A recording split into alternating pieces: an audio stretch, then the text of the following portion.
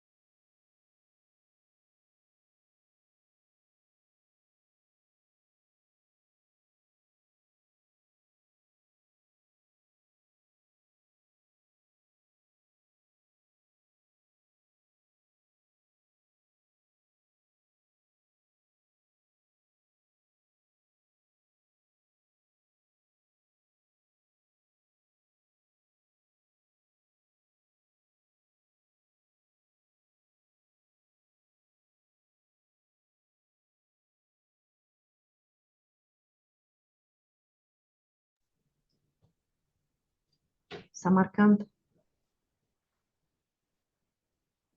Assalamu alaikum. Good morning, Kirsi. How are you doing this morning? Good morning, everyone. Yeah, I'm doing well, thank you. Albeit it's very cold weather here in Finland. Oh, really? And the summer doesn't seem to come, despite we've been waiting all winter. But in our case, we have today is the most even hot day. Wow. It's plus 40, maybe more. Really? And I think we have maybe 8. We cannot stay without conditioner. So that's why, yeah. Let's pray for the electricity that not cutting in Samarkand, but everybody are well prepared for this. I don't know why they disappeared. I mean, the host. The people still joining us, and we've heard that our colleagues from neighboring countries, they also promoted our seminar. So we are expecting the people from the Kyrgyzstan, Tajikistan, Turkmenistan, and Kazakhstan. Okay. So interesting. Aha. Marhamat, Zumratxon. Boshlavering. Assalomu alaykum, hurmatli mehmonlar. O'ylaymanki, ovozim yaxshi eshitilyapti. Yaxshi. Eshitilyapti ovozim. Bugungi tadbirimiz albatta YouTube kanalida joylashtiriladi va shu kanalda albatta bugungi tadbirni ko'rishingiz mumkin. Jarayonimizni boshlayapmiz. Tadbirimiz aynan bugungi tadbirimiz ingliz tilida amalga oshiriladi, olib boriladi va ekspertimiz, xalqaro ekspertimiz ingliz tilida taqdimotini qilayotganligi sababli tadbir ingliz tilida olib boriladi.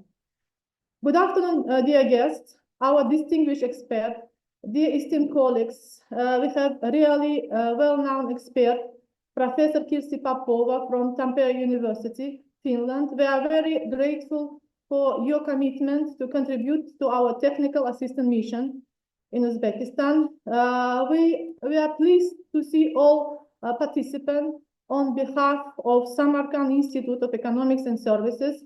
Welcome to today's TAM seminar named Lifelong Learning as a Key to Sustainable Development, Technical Solution for Global Challenges. My name is Zumrat Usmanova. I am honored to serve you as a moderator for the session. Thank you for joining us. It is our second TAM seminar, Technical Assistance Mission Seminar, which exactly being hosted by our institute If you remember, we organized first TAM seminar on the topic of digitalization of higher education and increasing competitiveness of university on 23-24 of April last year. This technical assistant mission seminar aims to provide a comprehensive platform for stakeholders in higher education to explore and discuss innovative strategies, best practices, and technological advancement aimed at enhancing lifelong learning opportunities. By addressing the evolving needs of learners and aligning educational offering with the demands of modern labor market and global sustainability goals, the seminar supports the development of higher education systems that are responsive and inclusive. Sustainability Development Goal 4 of the 2030 Agenda emphasize the need for lifelong learning is a fundamental pillar of sustainable development. By utilizing technological innovation, we can ensure that individuals worldwide continuously acquire the skills needed to thrive in an ever-changing global economy.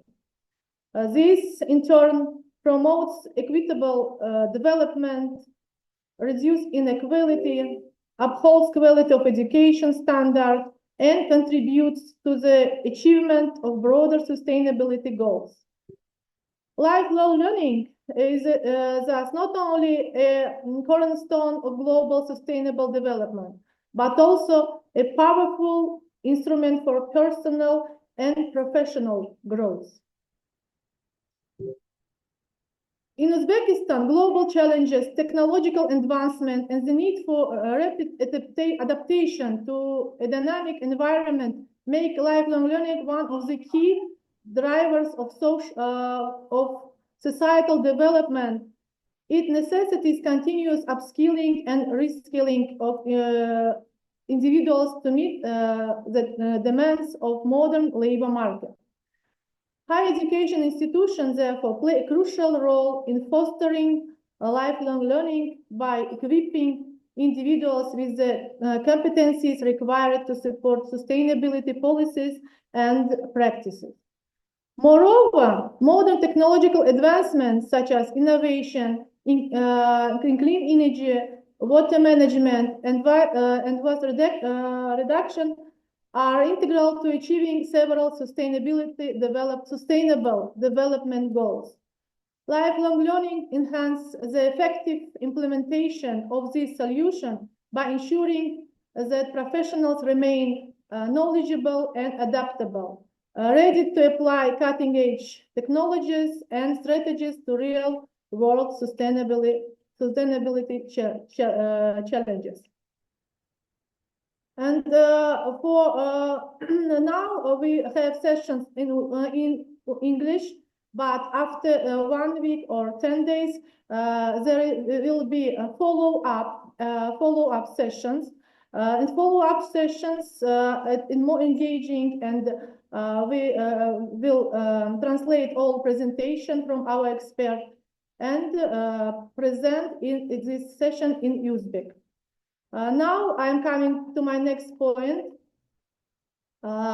It's my pleasure and my honor to give the floor for the welcoming speech to a visionary leader whose dedication motivates all higher education experts throughout Uzbekistan to enhance the quality of higher education.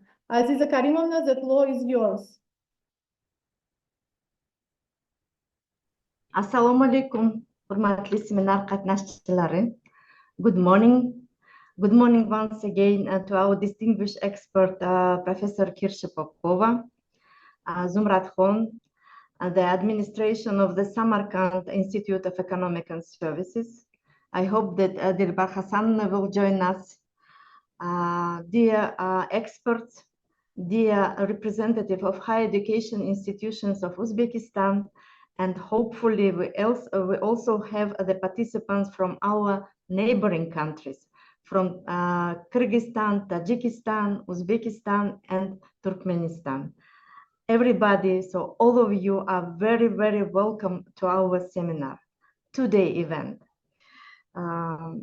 it's a real pleasure to see everybody here. So not many, but I hope that the people still joining. And also we are transmitting this event via our YouTube channel, the National Erasmus Plus Office. The topic is quite relevant, and I would like to underline that all topics of the technical assistance missions, they are approved by the Ministry of Higher Education, Science and Innovation of the Republic of Uzbekistan. And taking this opportunity, I would like to thank the Ministry for their considerable support, for their continuous support for disseminating, and also their contribution for inviting the target group for the seminar. And hopefully we are here the people who are really with a curious minds, who would like to introduce changes, to learn more, and to gain the new knowledge. We are living in a time when things are changing faster than ever. New technologies, new challenges, new ways of working and living. And in the middle of all that, one thing is clear: we never stop learning. And the professional life of our distinguished expert is really a good example of non-stop learning. So lifelong learning. Kirsi, once again, thank you for your commitment to be with us, to share your rich experience, to share your best practices, and help the higher education community to learn more about the life learning specificities, new and modern technologies to support, and first of all, everything which will be based on your own experience, on your own professional life and professional training. On behalf of the National Erasmus Plus Office, on behalf of the higher education reform experts, currently there are 7, but in total we have a very big higher education reform expert community in Uzbekistan. And I see the name of Polat Hongut for Life and other people who are still joining us. I would like also to underline several points. I think they are quite relevant. On 4th of April 2025 in Samarkand, the first Central Asia European Union Summit took place. And the all high-level representatives, the presidents and the commissioners, they agreed to elevate the relations between two regions, between the European Union and Central Asia, by establishing a strategic partnership. And one of the key directions for the development of this strategic partnership is education. Erasmus Plus is a widely recognized program in Uzbekistan as well, in the Central Asia, and the impact of the program has been recognized several times and underlined by the ministry representative, by the administration of all 5 countries.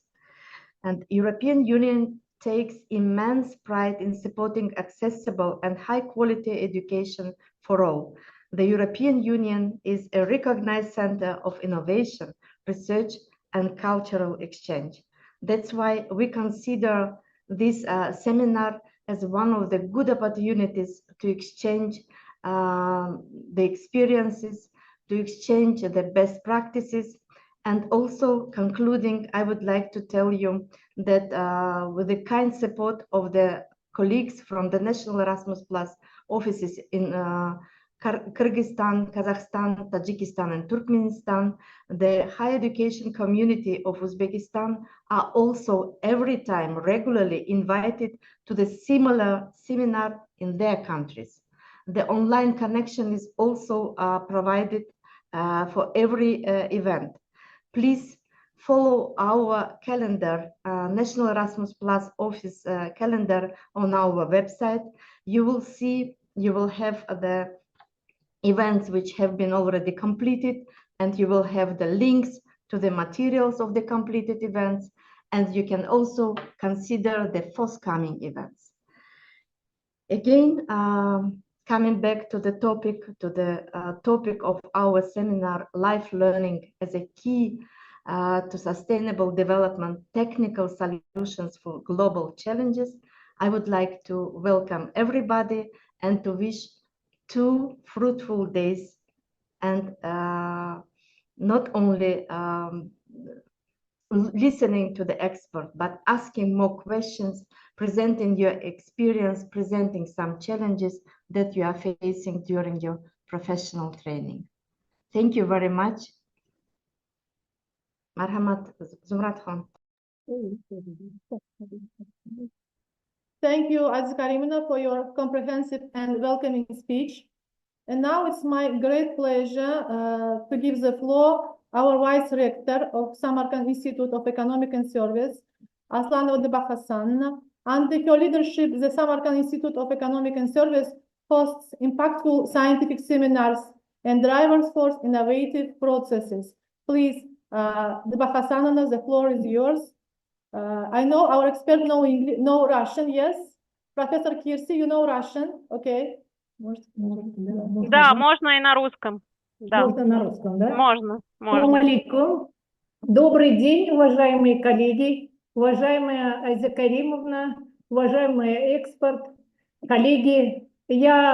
Разрешите мне от имени всего руководства Самаркандского института экономики и сервиса горячо поприветствовать вас на столь важном мероприятии, на этом семинаре.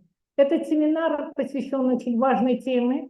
Эта тема важна для всех стран, так как мы все ратифицировали концепцию устойчивого развития Организации Объединенных Наций, и каждая страна имеет свои цели устойчивого развития. И самое главное, что сегодняшний мир у нас называют еще его VUCA миром, поэтому он нестабильный. Нестабильный, то есть у нас есть, значит, происходят различные события во всем мире, идет процесс цифровизации, и ведь в этих условиях точное видение учебного процесса или траектории обучения очень важно является для высших учебных заведений. Мир неопределенный, поэтому необходимо четкое понимание, какие факторы влияют на обучение и какие из факторов нужно выбрать для того, чтобы правильно сфокусироваться на целях того или иного учебного заведения. Очень сложный мир, неоднозначный. Значит, для этого необходимо и в любом бизнесе, и в учебных заведениях, в любых организациях ясность видения своей перспективы. Поэтому, так как мир, он является неоднозначным, очень изменчивым, хаотично развивающимся, необходимо постоянно совершенствовать свои знания. То есть это как институциональная основа самой системы, система образования, она тоже работает в новых условиях. В этих условиях каким должно быть образование, чтобы действительно подготовить квалифицированные кадры. Поэтому концепция, как это называется, lifelong learning, образование на протяжении всей жизни является очень актуальным. Хотелось бы отметить, что высшее образование – это основа подготовки квалифицированных кадров. И мы сегодня не знаем, в каких условиях будут работать наши будущие кадры. Они должны быть готовы к этому. Поэтому высшее образование нужно построить таким образом, чтобы выпускники обладали именно такими качествами, которые необходимы в 21 веке. А такие качества определил Всемирный экономический форум в Давосе, и определены 10 основных навыков, которые нужны для специалистов, которыми должны владеть специалисты для того, чтобы успешно работать в 21 веке. Это аналитическое мышление и внедрение инноваций, это активное самообучение, умение учиться, решение сложных комплексных задач, критическое мышление и анализ информации, креативность, оригинальность и умение проявлять инициативу, внедрение инноваций и так далее. То есть Эти навыки необходимы. А эти навыки кто формирует? Формирует, конечно, высшее учебное заведение. Поэтому сегодня основными функциями высших учебных заведений является следующее. Это прежде всего развитие не только твердых навыков, hard skills, но и развитие soft skills, то есть мягких навыков. Это умение критически мыслить, умение учиться самостоятельно, работать в команде. Цифровая грамотность очень важна. Они являются неотъемлемой частью программ высших учебных заведений. Поэтому хочется обратить особое внимание при получении образования на именно эти качества, формирование этих качеств будущих специалистов. Формирование культуры самообразования. Сегодня недостаточно получить знания в определенное время и ее использовать на всю жизнь, пользоваться ею всю жизнь. Необходимо постоянно пополнять, изменять, добавлять полученные знания, развивать.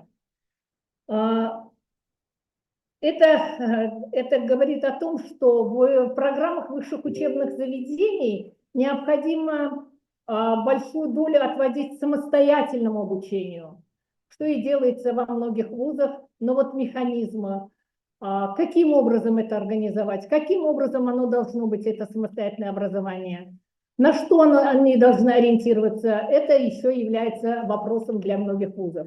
Следующий вопрос – это интеграция цифровых технологий в образовательный процесс.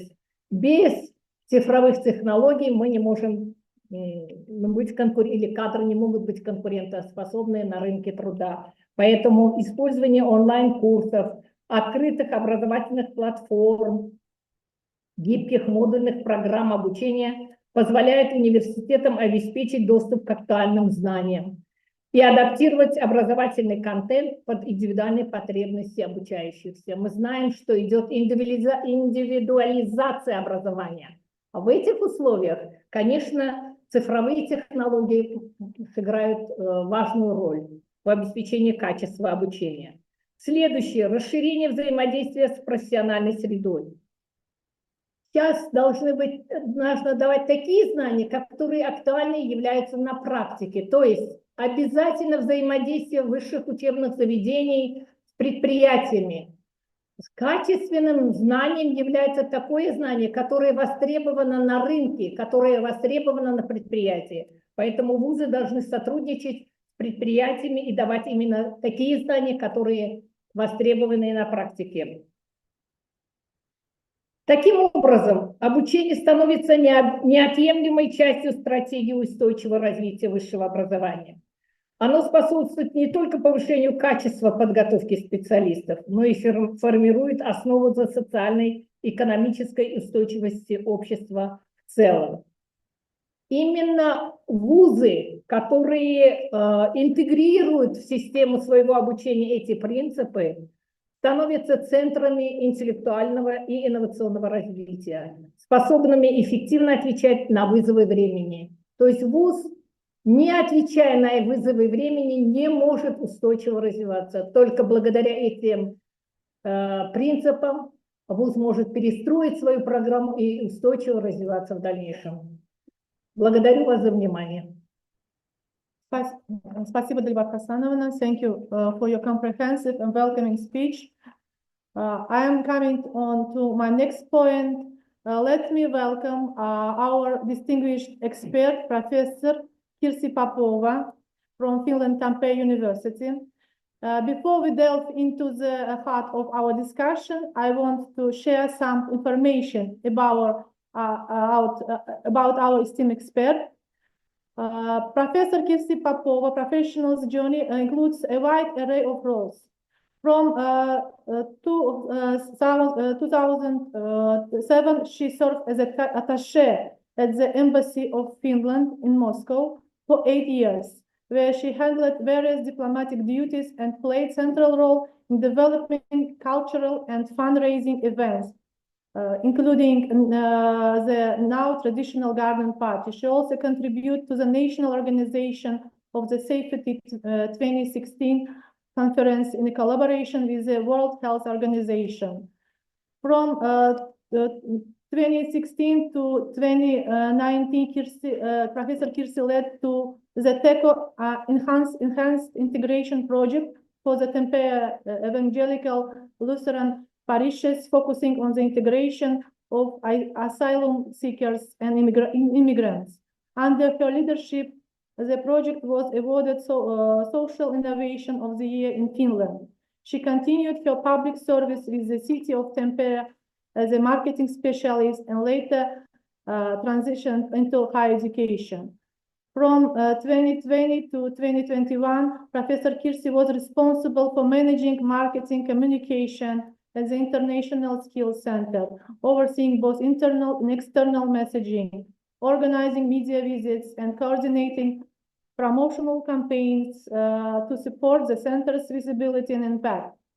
Since 2021, Professor Kirsi has been serving as a senior advisor at Tampere University of Applied Science.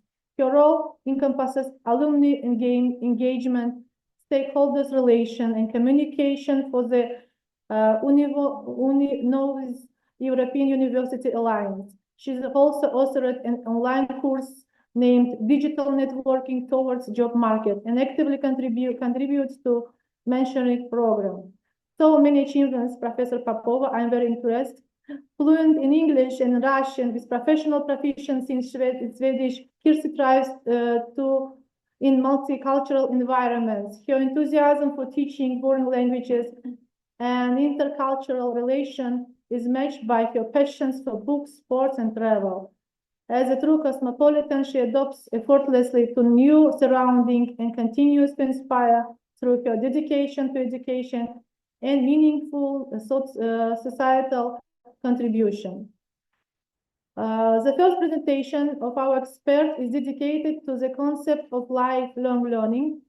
In the first session, expert will introduce participants with lifelong learning concepts, how it contributes to individual empowerment, social inclusion, economic growth, equality, and sustainability.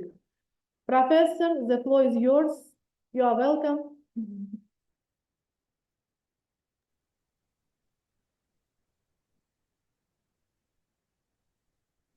Microphone, Kirsi?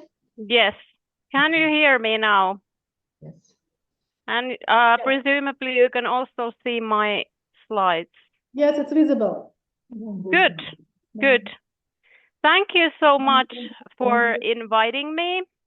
It's really an honor to be here today. And to be honest, when I was first contacted by the Operial office for these EU projects, I was in New York in the United States, and I was so surprised when I got the message that she was asking me, and I'm like, why are they asking me? Because, I'm not really that of an expert. But then when I started going through my career and what I have done in life, I realized that, I really do have a lot to say about this topic, because I am a living example of how lifelong learning can really change your life and the career you're doing. And I have really been doing learning and studying all my life. So that's probably why I'm here today. And today could you please share, extend the view of your slides? Using. It's not showing. No, it's showing, but it's not full screen now. It's not full screen. It's not full screen. Okay, because for me it shows it's full screen, but. Really? Yeah. What about now? No, it's still not full screen. Okay. We see the screen of your computer, actually. Yeah, maybe I stop the sharing and try again. Yes, I think it's the solution. Should we press F5, please? Just a second. I go away from them. Remember whether the Zubratkhon mentioned that you are representing the Tampere University of Applied Sciences with the top ranking indicators being among the 350 universities, top-ranked universities. What about now? Now the same, Yes. no changes. Okay, you can go, but it's not comfortable. No, it's not good. I should be able to share the whole thing. Okay, Mm, maybe we can do it.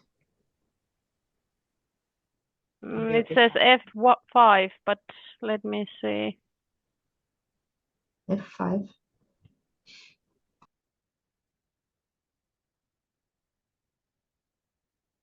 No, now it's not sharing anything, I think.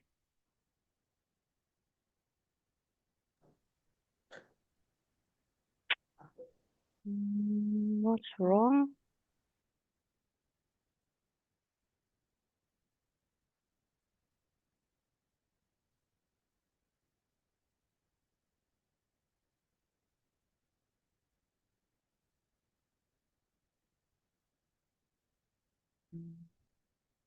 Let me try from here.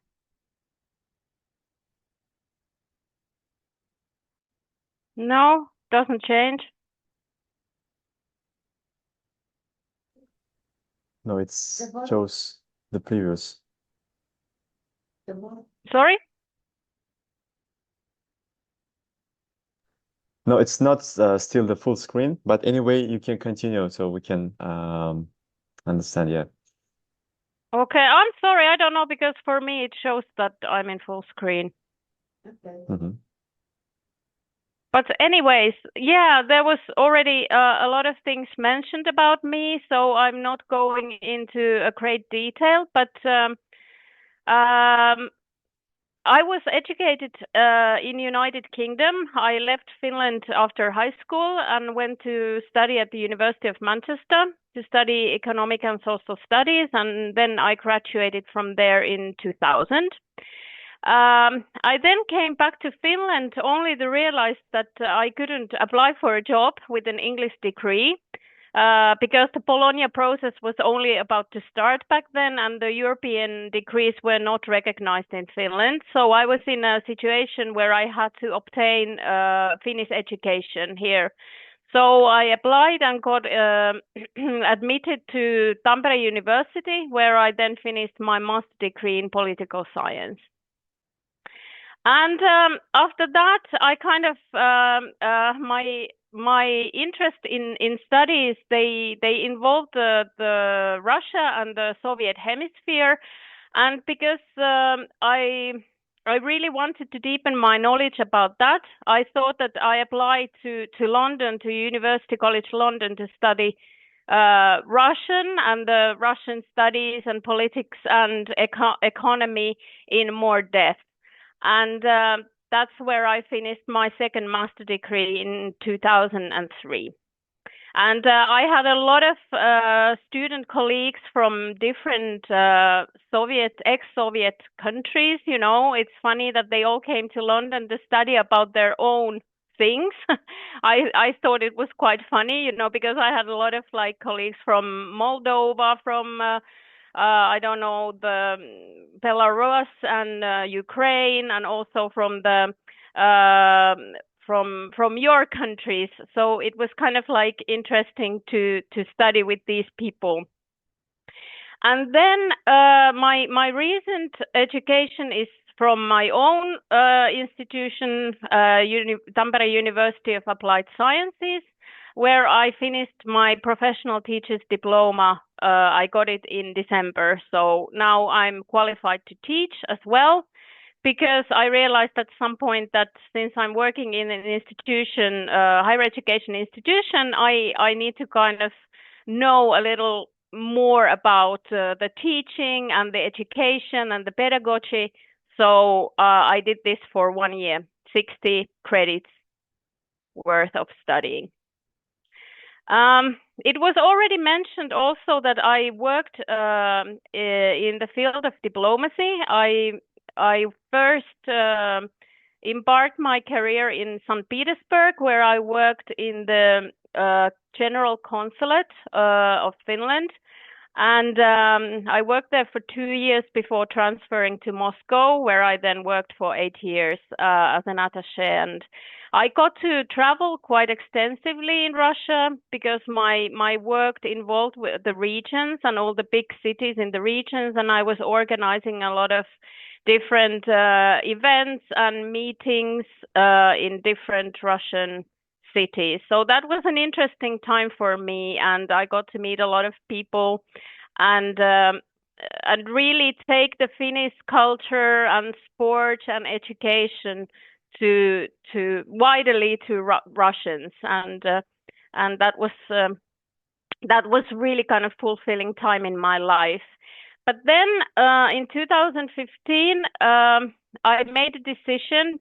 Firstly, because I had been in Moscow for so long, and secondly, because I wanted my child to go to school in Finland. We decided to return back. And after that, I have been kind of happy that I took this decision, because nowadays the diplomatic corps in Moscow has been reduced like extensively. So instead of maybe 100 people, there are now maybe 10. So I probably would have had to leave anyway. So I think I made like this good move just before these kind of things started to evolve. In Finland, I have been, again, it was already mentioned, I have been leading these EU-funded projects, mainly dealing with multiculturalism and with the refugees and with foreign people trying to find job in Finland. And I think that my background has really helped me in this, because I have been living abroad myself for such an extensive period of my life. So I know how it is to get to know the new culture and how to find your place in a new country. So I think that those projects have been kind of like, they have been successful partly because of this. And currently, my job is to take care of my institution's external relations. So I'm dealing with the alumni, people who have graduated from TAMK, from Tampere University of Applied Sciences. I keep in contact with them, and also the businesses where the alumni work. So I do a lot of this kind of external communications and marketing work. And now since January this year, January 2025, I've been the communication and marketing lead for this new alliance that my university entered. There are 7 European universities in this alliance, and I'm taking care of the communications in Finland regarding this alliance. Kirsi, sorry for interrupting. No, it's okay. But your slides, they are not moving. We are still seeing the first introductory. Getting to know each other. No, just the first one. And now I see that the people complain. Really? Yeah. Oh, I don't know what is wrong with this then. I thought that you, but maybe we will demonstrate your slides. Now we have the full screen. So it's now showing okay. It's okay now. Yes, now it's the full screen. Yeah. Okay. It's okay. I don't know. Sometimes there are problems with Zoom. I don't know. I experience this in Finland too when I'm using Zoom, so I don't know. I'm sorry about that. But this is the slide about me I was showing. And since we don't have that much time for the introduction now, I would like to everyone to write in the chat only maybe the name and the institution they are coming from, because I would really like to know who is here today, since we can't go through everyone in person and make this individual kind of thing. And also, I can't see the chat while I'm presenting. So if there are any questions or comments, I think you just have to like tell me, interrupt me and read these. Okay. Chat manager, maybe Mahmoudjon, you will manage the chat. Yes, okay. And I will also then share my LinkedIn, contact. So everyone who wants to connect with me is welcome to do so, because I always say to people that LinkedIn is a good way to communicate and network with people. Okay, let's go to the next slide then. So the session 1 is about the concept of lifelong learning. What do we mean when we talk about lifelong learning? And I have prepared a few questions for you in the Mentimeter. I don't know if you have used this before, but you use this with your phone, and I will in the next slide you will see the code to enter, and we just use this as a warm up to then get more deeply into the topic. Then we go through the concept, principles, and importance of lifelong learning, and the impact it has on the individual, on the society, and the global world at large. Because there are different kind of levels where the lifelong learning has a meaning or impact. So we want to look at these. And then we wrap up the session after that. Oh, sorry. So here you should be able to either take a phone from the QR code or go to www.mentimeter.com, and then the entry code is there, and there are 3 questions, and please answer them all, and then we can see the results and talk about them a little bit. I'll take my own phone as well.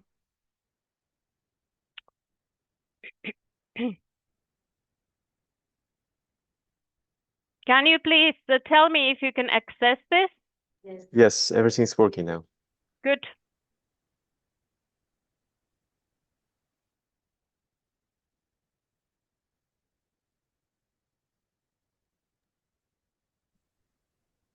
But some answers in not English, in Finland, I think. Please share your screen. We cannot see now. Questions. Yeah, questions. I'm going to share my screen now.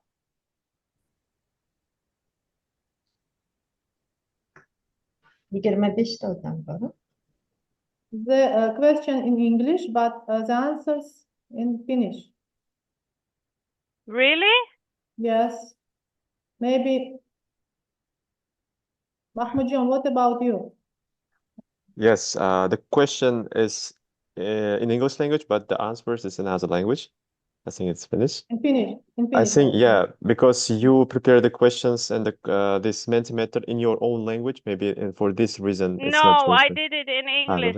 Really? It should all be in English. Okay. Can you see my screen now?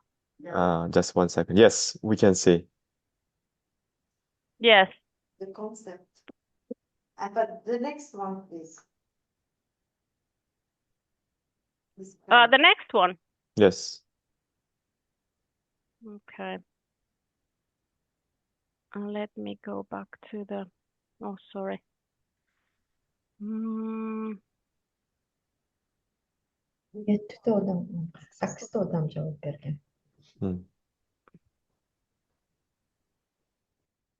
Sorry, I have to go to the Mentimeter now myself, because for me it shows everything in English.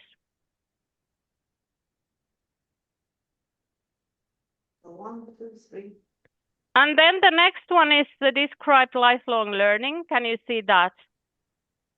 Yes, we can see. Yes, we can see, but the answers in the Finnish. So maybe you can just translate it orally, so we can just select these options. Okay.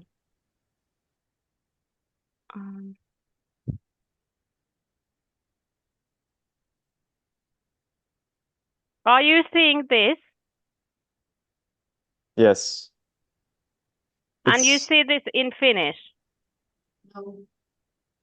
This, We did not answer the previous one. the second one we didn't answer, yes. Describe life learning in 1 or 2 words. Okay. Go back, please. So you.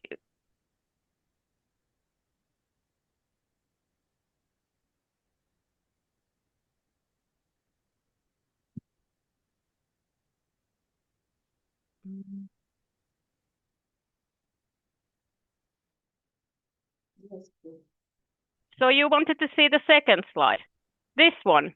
Yes, this one. Yes, but it shows you in English or in Finnish? I see.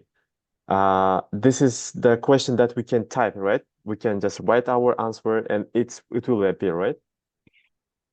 Yes. Yeah, there's okay, this was the just we need just write Yes, our it what says we describe life. okay. Yes. Yes, what do you think what lifelong learning means? And of course you can write in English or you can write in Russian. It doesn't matter. Or your own language even.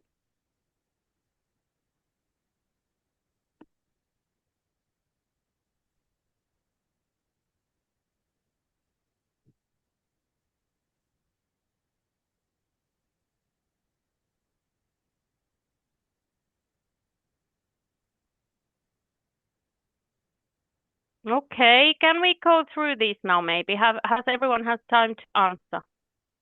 Oh, you can still do it, it doesn't matter. So, Okay. how familiar are you with the concept? I think most of you are somewhat familiar with the topic, so it means that you have heard about lifelong learning and its principles. Maybe you don't know like all of it or very deep understanding of it, but you know some of it, like roughly what it means. So that gives us a good kind of starting point for this seminar. And then what people have said about lifelong learning, the description, it's about micro-credentials, informal learning, continuous education, formal and non-formal education. Yeah, these are all the words that we can associate with lifelong learning, as we will soon see. So well done.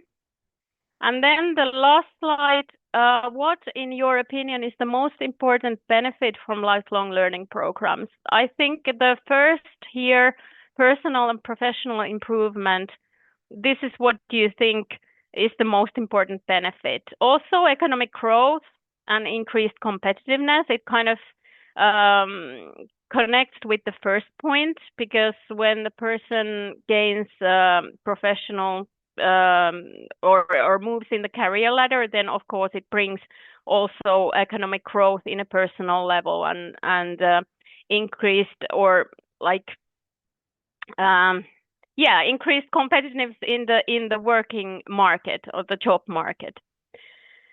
Okay, let us go back to these were only the 3 slides I wanted to show you now at this point, and now we go back to my presentation and see if I can get back to that. Can you see my slide now? Yes, we can see, but it's not full screen. Yes, it's visible. What about now? Is it now full screen? No. Okay, because for me it was, but I'll try it again maybe. I'm sorry, this is like difficult when you... Maybe you can try function plus F5 in your keyboard. Yes, it's full screen. Yes, okay. Thank you. Yes.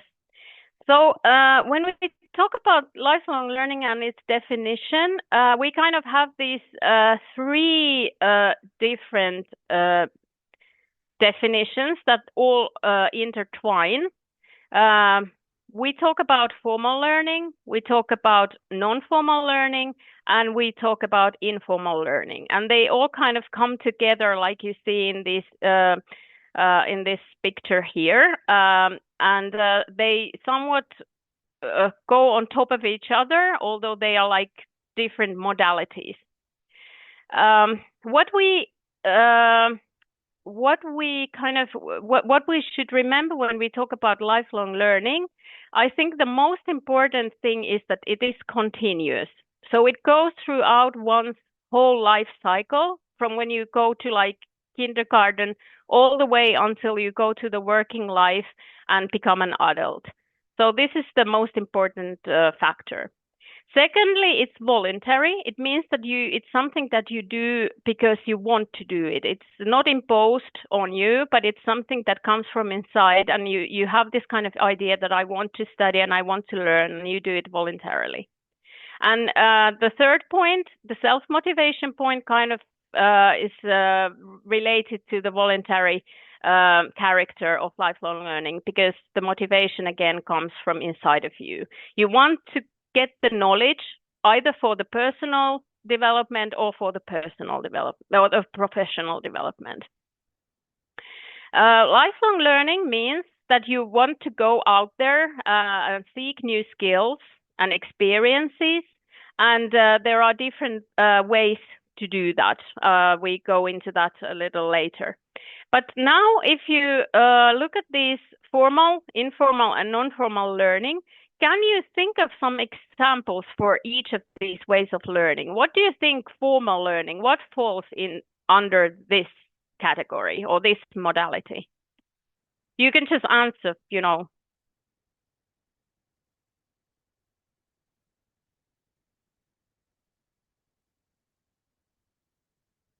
Anybody? No? Yes?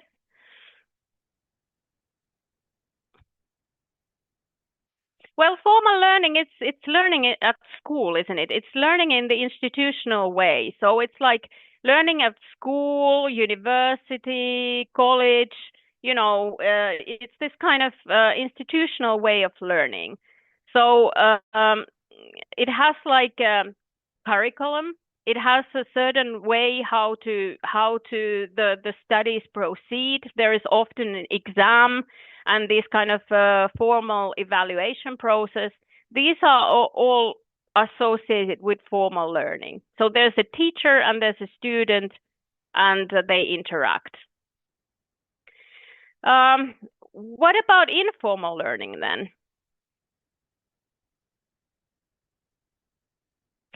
Informal, like it says, informal, it is a learning that happens in daily life. You know, it's something that is not institutionalized. It's not evaluated or accredited in any way.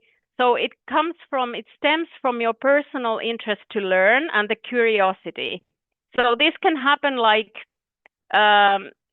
even in your hobbies, you know, what you do in your free time, you know, you read the books, you take the workshops, you go online and see some learning material there. All this is informal learning. So it's only for your personal growth, and it doesn't lead to any formal education or any formal degree or anything like this. And then we have the non-formal learning, which is kind of like it's a bit in the middle of the formal learning and informal learning.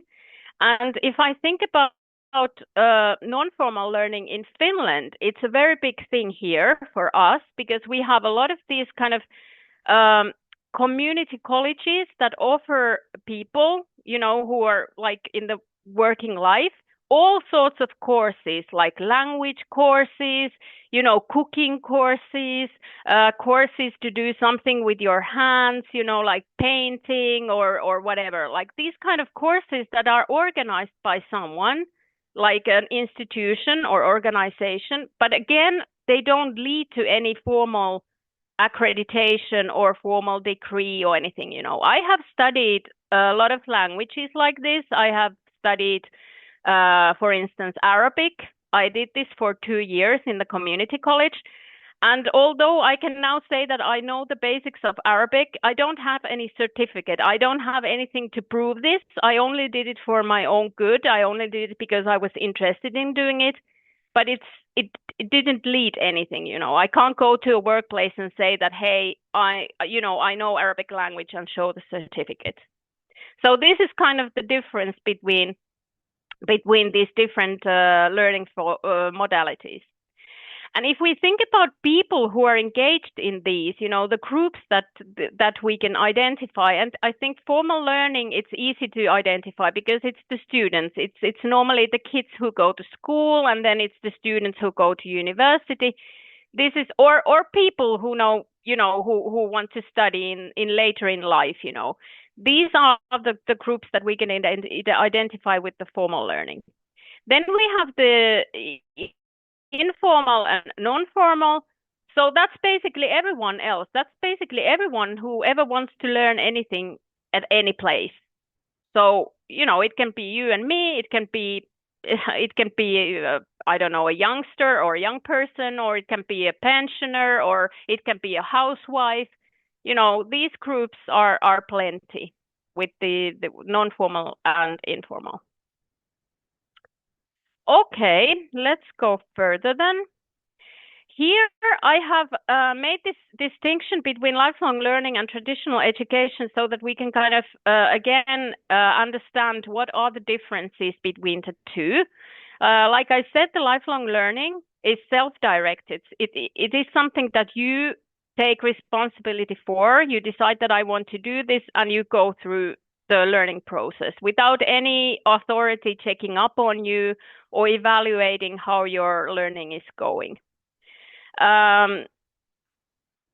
Whereas in traditional education, it follows always a structured curricula, and there is a concrete timing. You know, the course starts in January and ends in June, and you know, we meet 5 times a week or whatever.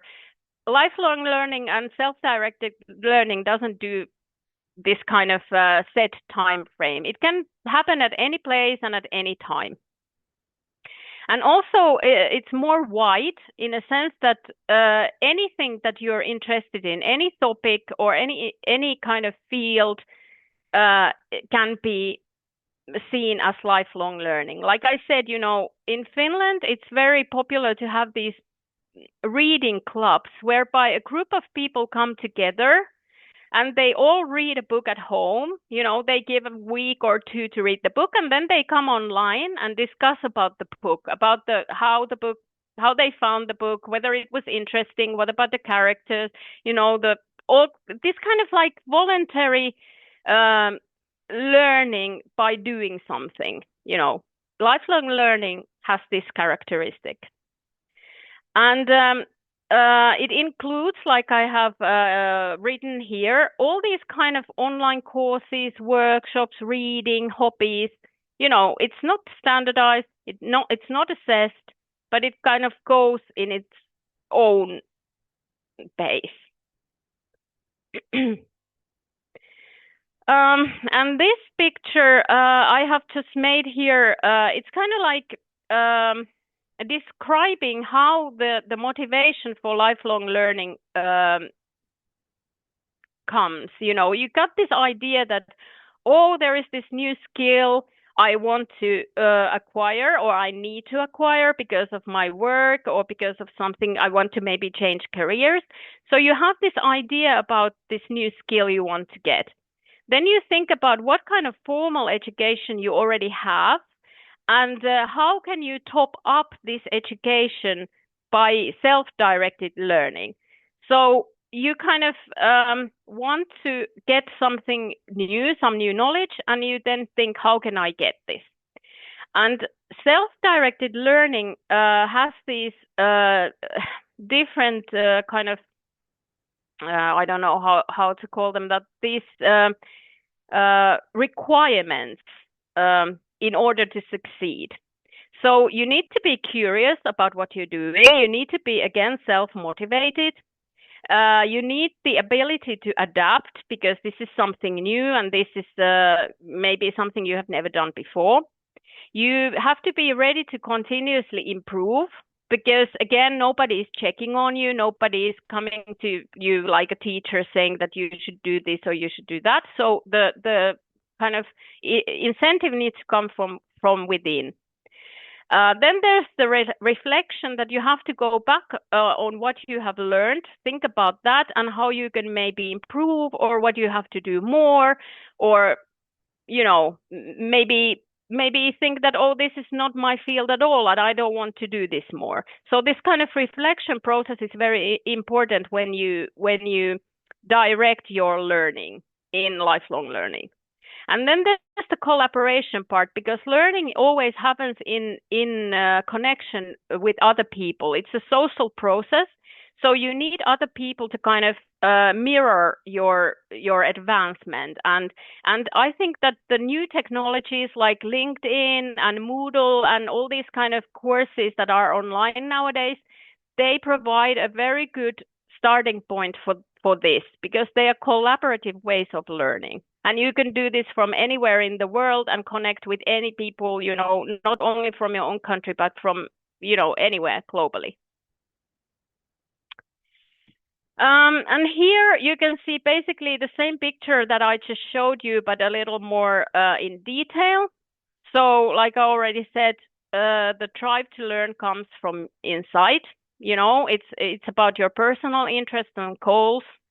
It's about the continuous improvement, that you have this kind of idea that, yeah, I want to improve in this. Like for me, it was the Arabic language. I really wanted to improve myself, so I went to the community college and started learning. Or it can be, you know, improvement professionally. I have been taking a lot of courses regarding marketing and communications because I didn't have formal education in that. So during my career, in all these years that I have been working, I have continuously been taking courses on marketing and, you know, social media and all these kind of things that I didn't learn at school. And this has been supported my employer. And even now I'm doing a lot of courses voluntarily. The collaboration, I already said this, that it's engaging with others. Curiosity, I said it's important because you need to go there and find these new ways of learning yourself, because lifelong learning, again, is self-directed. You have to go to, you know, online or whatever and see for yourself what is out there and explore the new topics, ask questions, and that way find the way that is good for you to learn. Also, I don't know if you have been, if you can give examples of lifelong learning from your own life. I don't know, either in informal or non-formal, and what motivated you to do this. But I think this is a question that you can all ask yourself if you have been doing this. And what was the thing that motivated you? For me, like learning Arabic was the fact that I was working with the refugees in Finland, and many of them came from the Middle East, you know, from Iraq and Syria. And because I was working with them and they were always talking in their own language, I kind of felt a little outside it. And I was thinking, oh, if I even knew few words of Arabic, I could like understand them and be more involved. So that motivated me to learn and go to community college. Not because I get more money in my work, or not that because I get like advanced. Okay. So then we go, do we have time? Yeah, we have 10 minutes, I think, left.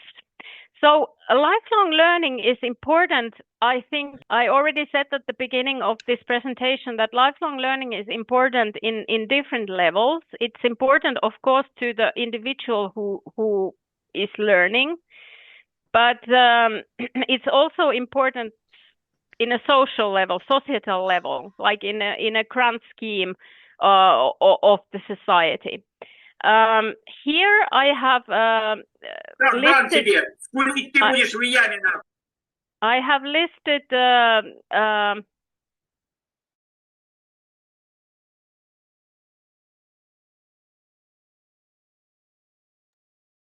Professor Kirsi, you are not audible. You switched off. I'm sorry. Yeah, because I think everybody was muted. Okay, sorry. Can you hear me now? Yes. Yes. Yes. So what I was saying is that I said at the beginning of this presentation is that lifelong learning is important in different levels, and of course, when we think about individuals, is what happened to the screen? Mahmudjon, Kari degani bor, shuni o'qib tashlang. Kari. Pause.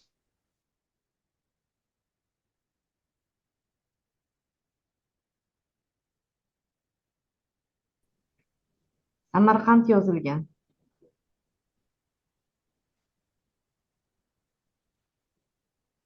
We apologize. It's some technical problems. Okay. But we have the official subscription, so paid subscription to Zoom. Okay. And we should manage, but I don't know what's happening. Sorry. Okay. No, sorry. it's okay. You can't help with these technical problems. Sometimes you have them. Okay. So, Professor Kirsi, could you please just stop and again just demonstrate your screen?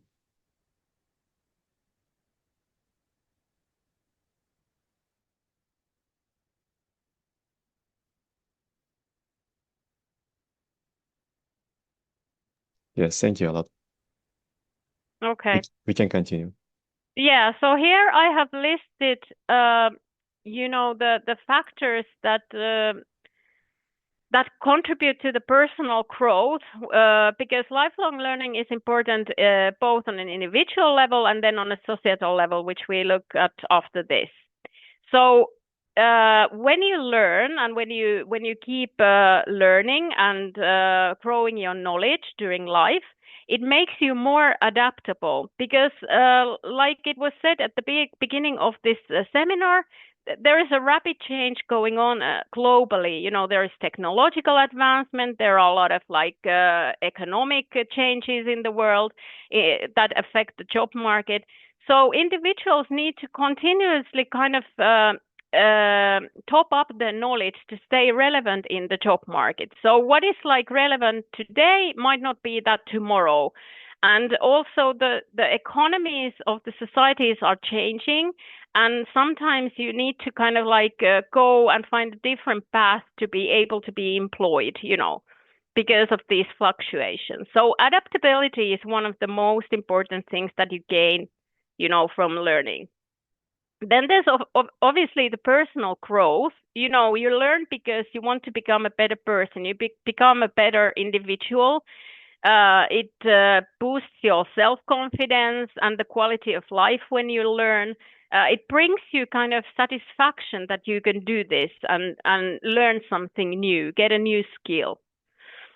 I think personal growth, it kind of is connected to the professional development, because then when you learn, it brings you the personal growth, but it also can bring you the professional development at work, so that when you learn, you can apply for a new job, you can maybe advance your career, you can get increased pay when you can show your employer that I have learned this and this skill.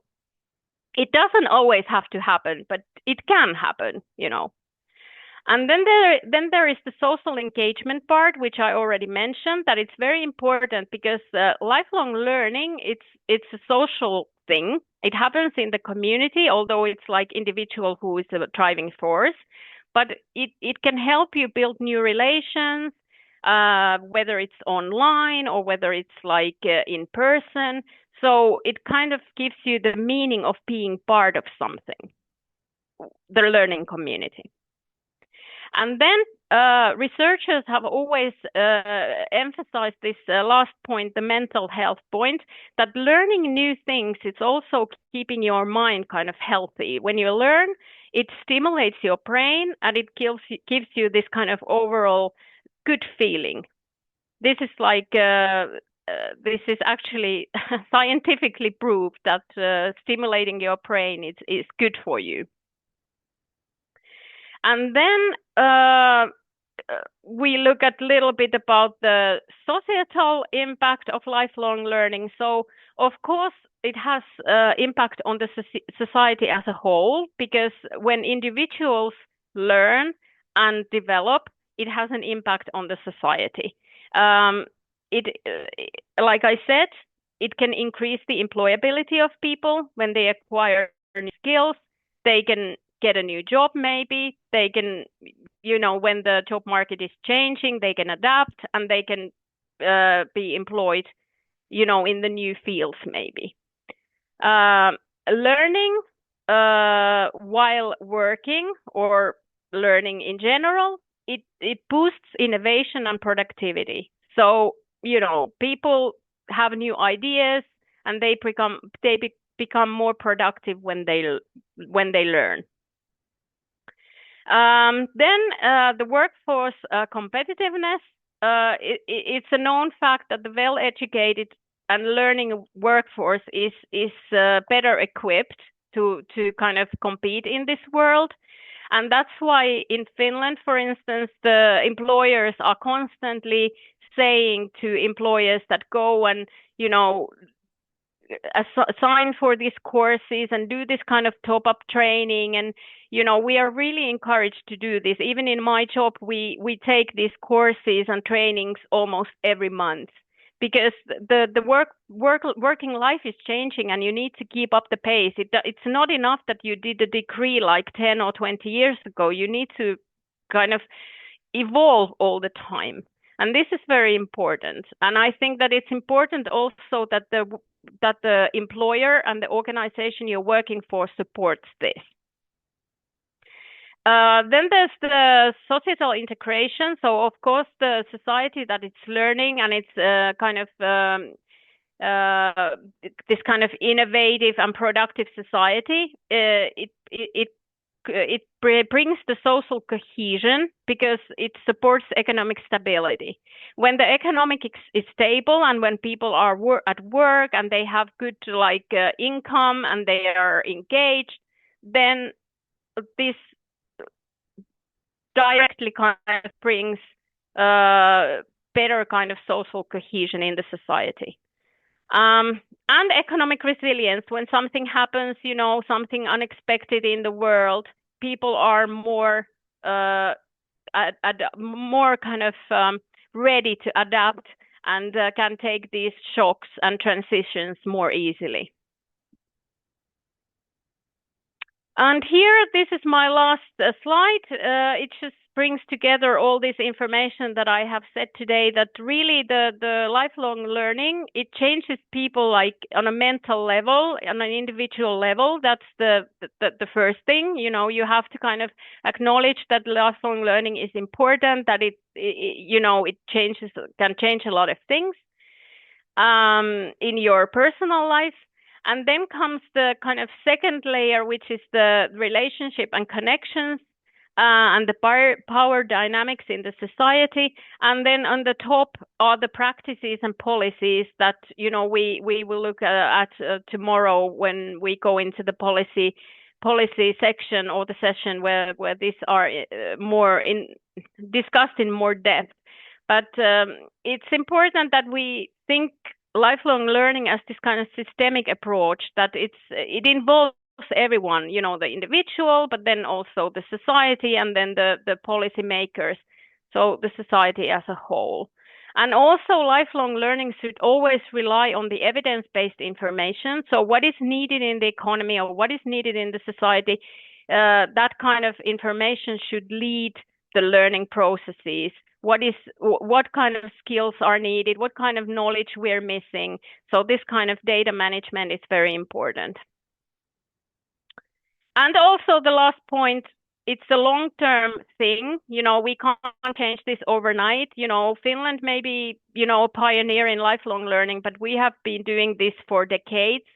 So it's like, it's not a thing that you can change in one night or even one day or 1 year. You know, it's a kind of growing process, and people are learning how to kind of advance lifelong learning, how to make policies more adapted to this. And there are no fast gains, so we're all in the process. Okay, that's it. We finished. I think I went over 3 minutes. I'm sorry. It's because of the technical problems we had. Yes, thank you a lot. Thanks a lot. The audience, do you have any questions? Please feel free. Type into chat or raise your hand. Use raise your hand feature. Please, do you have any question?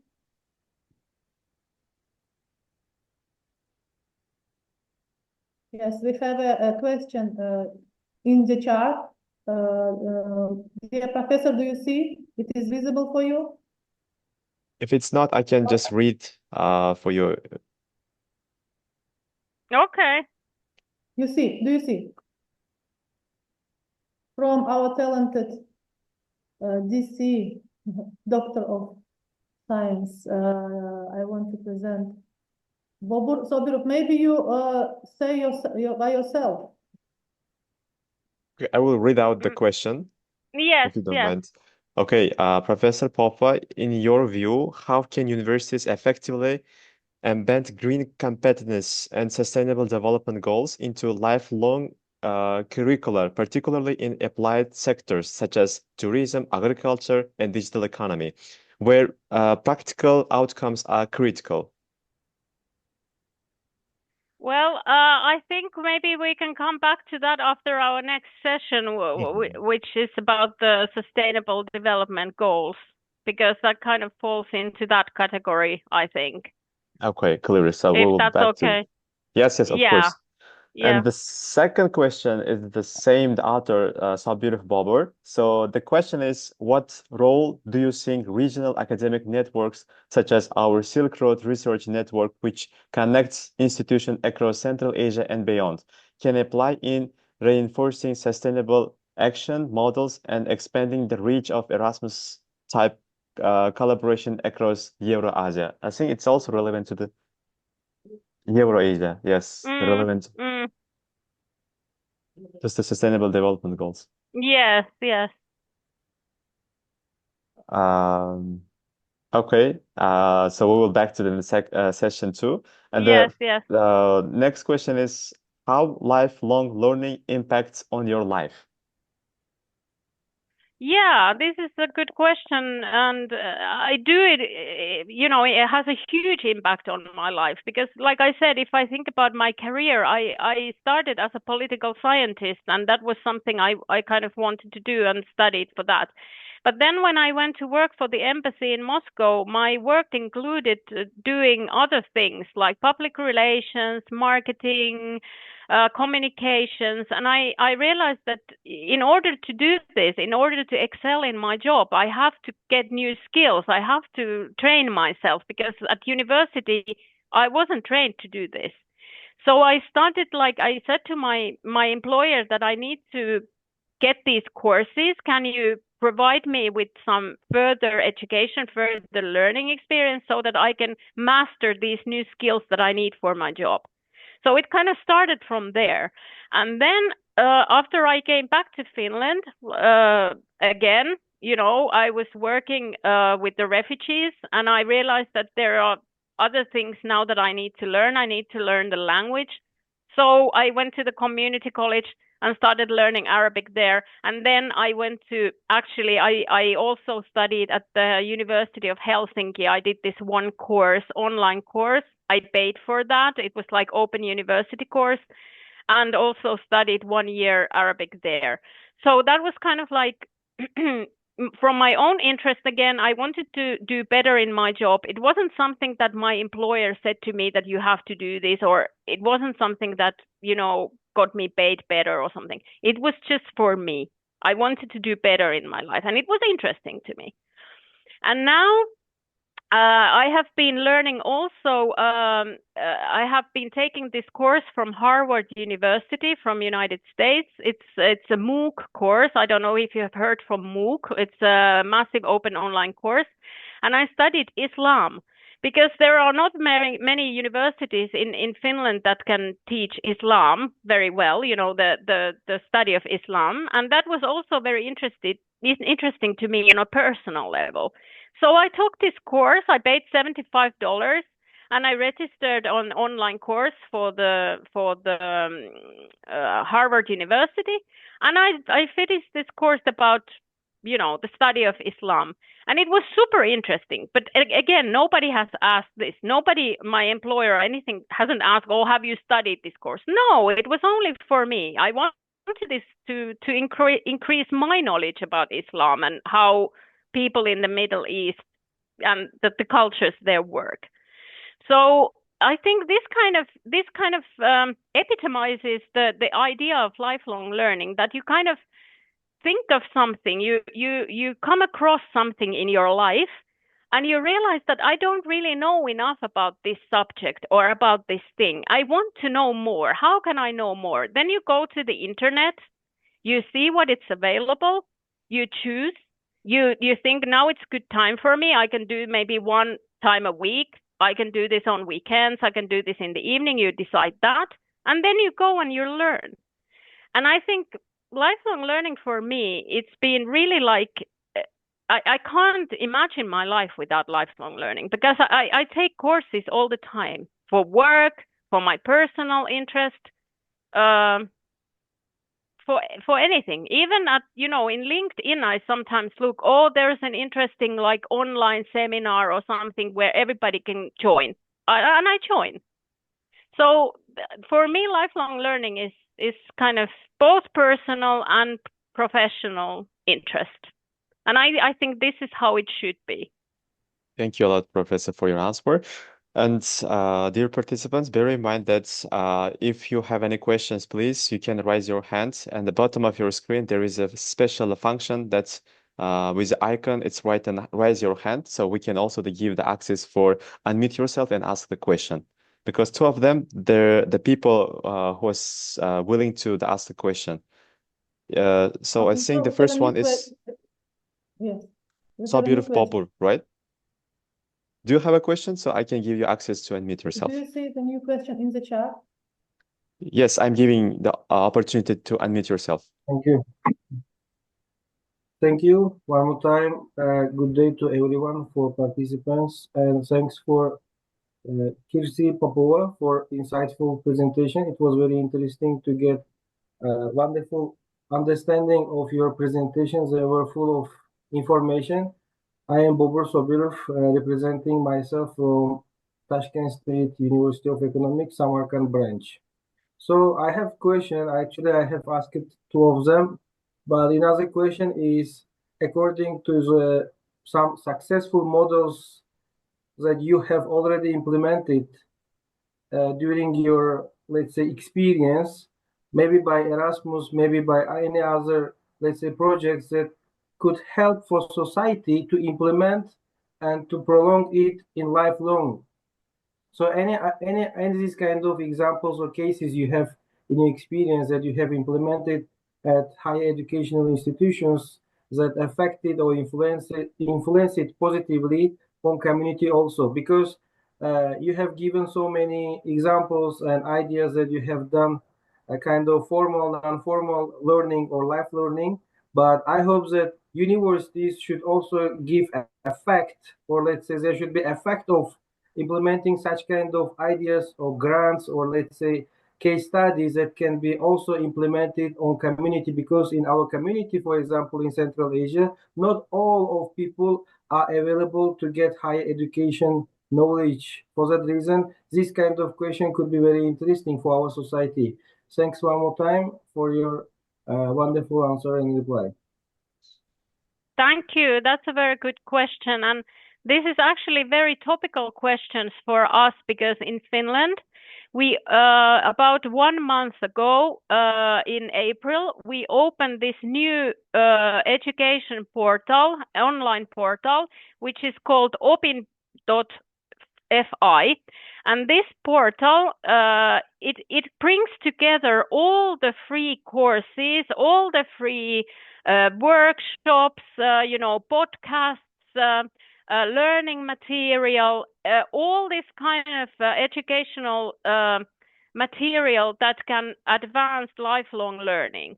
So if a person in Finland is interested in, say, I don't know, environmental engineering, he or she can go to this online portal and search what kind of materials are found in this portal regarding this topic.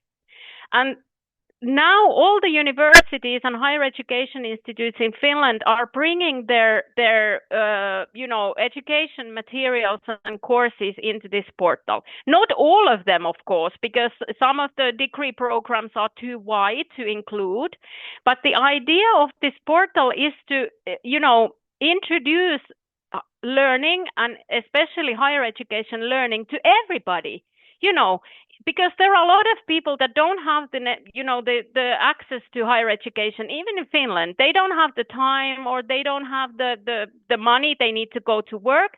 So this new program or this new kind of service we have, it gives possibility for everyone to try what it's like to learn at university without actually going to university. So you can take these different kind of bits. You can maybe see you know, I don't know, a educational video, or you can take a course, or you can listen to a podcast. You know, you find everything there. And after you have done these courses and these exercises on your own, then maybe you can apply to university at later stage. And you can make use of all this, what you have done individually and voluntarily, to the degree, you know. So it's not like it doesn't, you know, count, but everything that you do there in this portal, it can then be used if you want to go to university later stage. I don't know if you understand this, but this is like something we have now opened in Finland, and we hope that this will bring the education more open and more inclusive for all. And again, this applies to refugees, people, foreign people who have moved to Finland, are maybe looking for a job and have nothing to do, so they can study while they are looking for a job, so that they don't just sit home, do nothing. So this is, I can show you maybe later this portal, and you can see, you know, how it looks like. But this has been a really, really big effort from the Ministry of Education in Finland, this new service. Thank you a lot for your answer. So it was really exciting. So I think this was our last question. It's right in the chat. So Professor Popova, are you open to Erasmus Plus capacity building in higher education joint collaboration? So they are currently developing the project called Eurodoc integration that deals with European Union Central Asian countries' doctoral system integration, harmonization, standardization, joint research, and etc. That may be similar to Bologna process.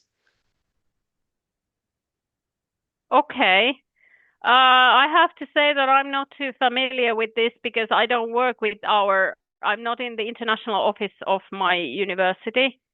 So I don't know about this, but I think it would be good if this kind of agreement was done, because of course, you know, it helps, you know, and even now the Bologna process has been developed in Europe, and it works better than it worked 25 years ago when I graduated. You know, now you can do all these courses and transfer the credits and you know, combine the degrees that you have studied there with the degrees in Finland, and even the employers are now accepting the degrees that you do in Europe without like any, I don't know, further kind of like process or whatever. But unfortunately, I'm not specialist in this, because I don't work at the, you know, with the Erasmus project in my university. Okay, clear. Thank you a lot, Professor Popova, for your answer. So we can proceed with the next session. Yes. Okay. Sorry, we are going out of time schedule, but you see the audience very engaging with your presentation, and they have many questions. Okay, we can continue with second session named Lifelong Learning and Sustainable Development Goals. Please, the floor is yours, dear Professor. Yes, thank you. I wanted to use the Zoom whiteboard here, but I don't know if it works now because of these little problems, but maybe we can try. You know, I stop sharing this now, and I go to the whiteboard, if I can find it somewhere. Let me see. Yes. There is a button to share, so once you click the share, this should appear the whiteboard option as well. Yeah, but for some reason it doesn't. That's strange. Let me see.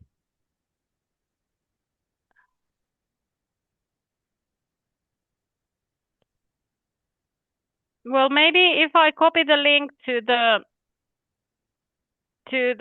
chat. Okay. Maybe you can try that. while I try to share maybe.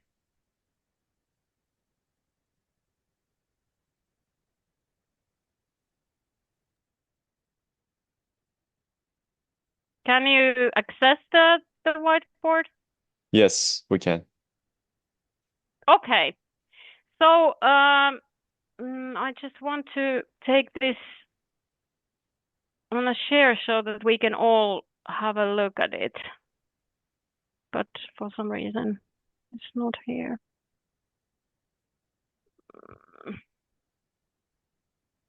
Okay, but what we do next is that we go to the whiteboard, and there are two questions there. First is, how would you describe a sustainable world? And here you can just write your ideas either in Russian or in English. I don't mind, you know, on these yellow sticky notes. And you can write you can access these notes by clicking 2 times on the note. That way it opens you and you can write down your answer. And then the next one is the green post-it is who should be responsible for promoting sustainability. Again, who should be the driving force in promoting sustainability if you think about, you know, the world or your country or in general. So these 2 questions, I would like, you know, people to now take a few minutes and think and maybe write an answer. Again, in any language, you know, that is comfortable for you. But one more thing, once we click this link, it gives us only this view only, but not for typing any words. Really? Yes.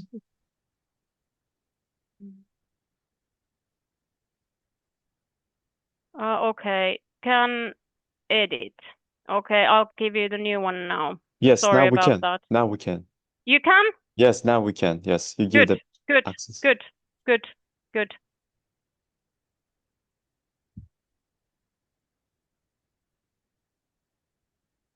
But I really would like to share my view. I just don't know why it's not showing. And there is also in the bottom of the sidebar, this is whiteboard, the icon. Maybe you can press this. Yes, it's yes, Fazıl Can Rustamov.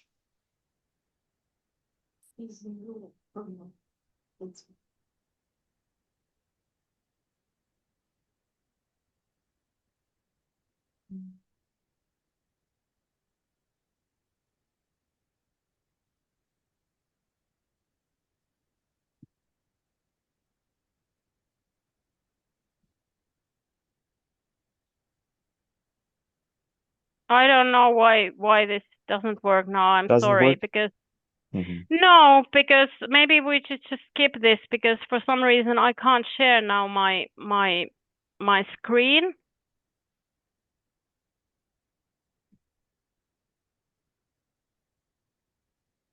But in any case, yes, I got it. Maybe we can just type these 2 types of questions and the participant, they can write their own answers in the chat box. Yeah, this is fine. Okay. So will you share these 2 questions? Yes. Thank you.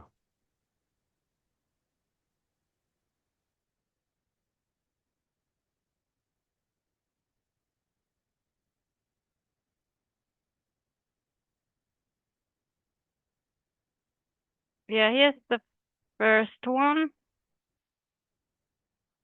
And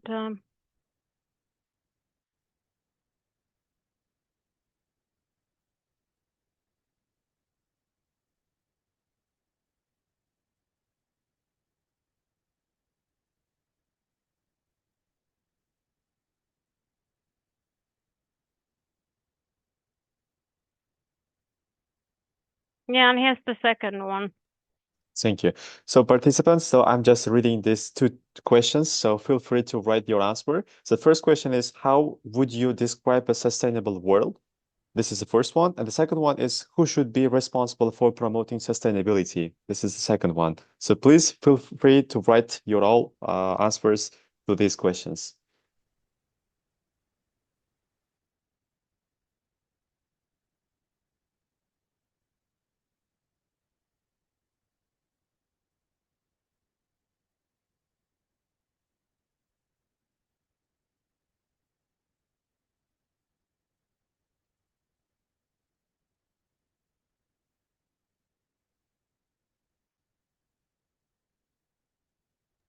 Yes, I also sent this question to our general chat box, so you can answer for these questions.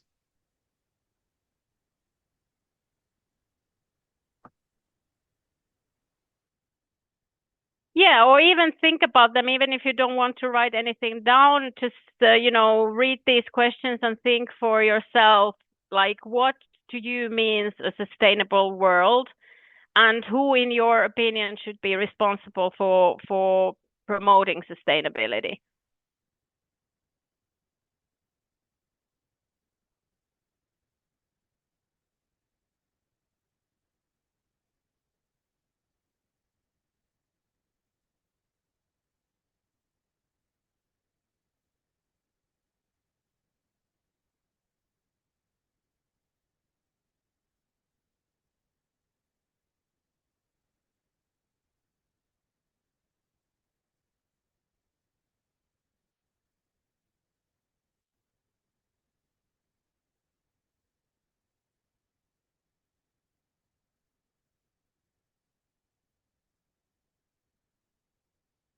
Can you see my screen now?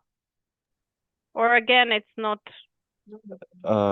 We can see, but it's not full screen now. Okay. I go back then Mm-hmm. and try again.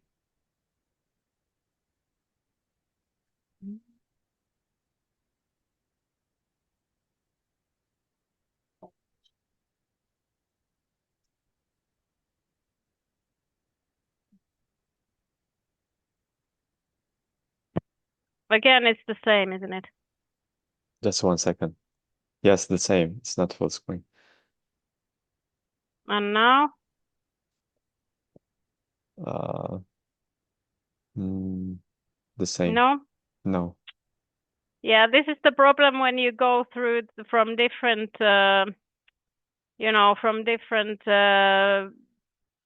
applications between them. It kind of causes the problem in Zoom a little bit. I'm sorry. I'll No try to worries. get it. I try one more time maybe.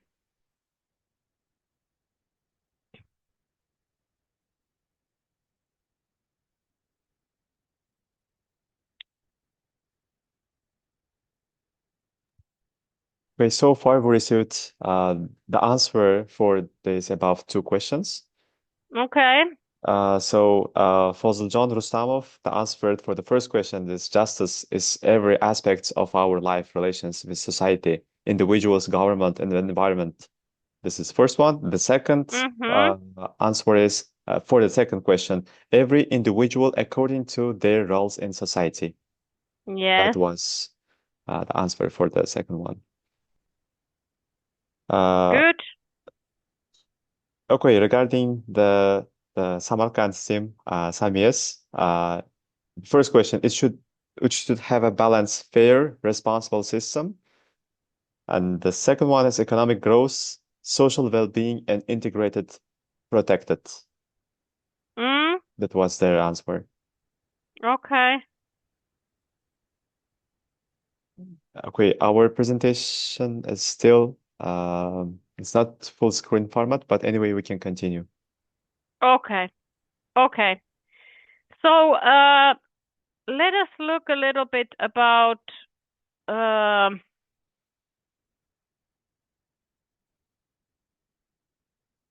yes, this one we did.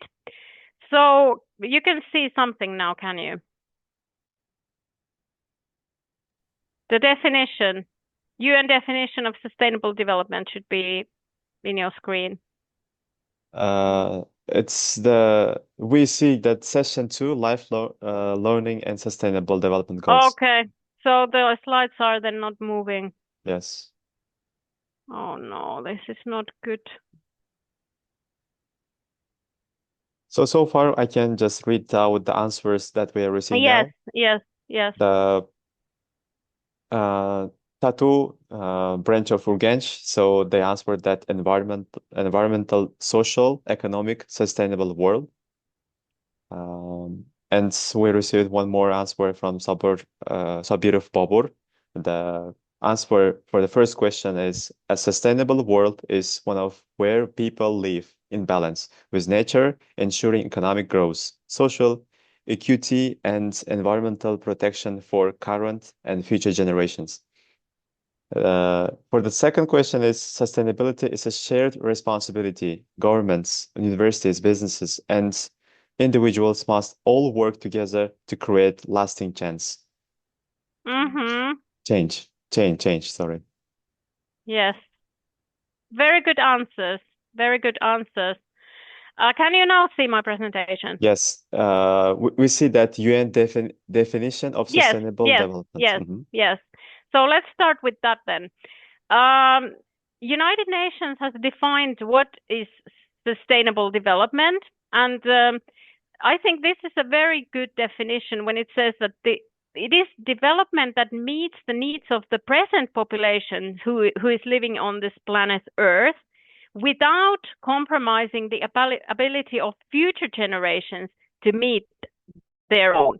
So we should try and live our lives now so that the future generations can also enjoy their life in this planet, you know, that we don't use all the resources, and we think about the sustainability and the economic growth for them as well, not only about ourselves.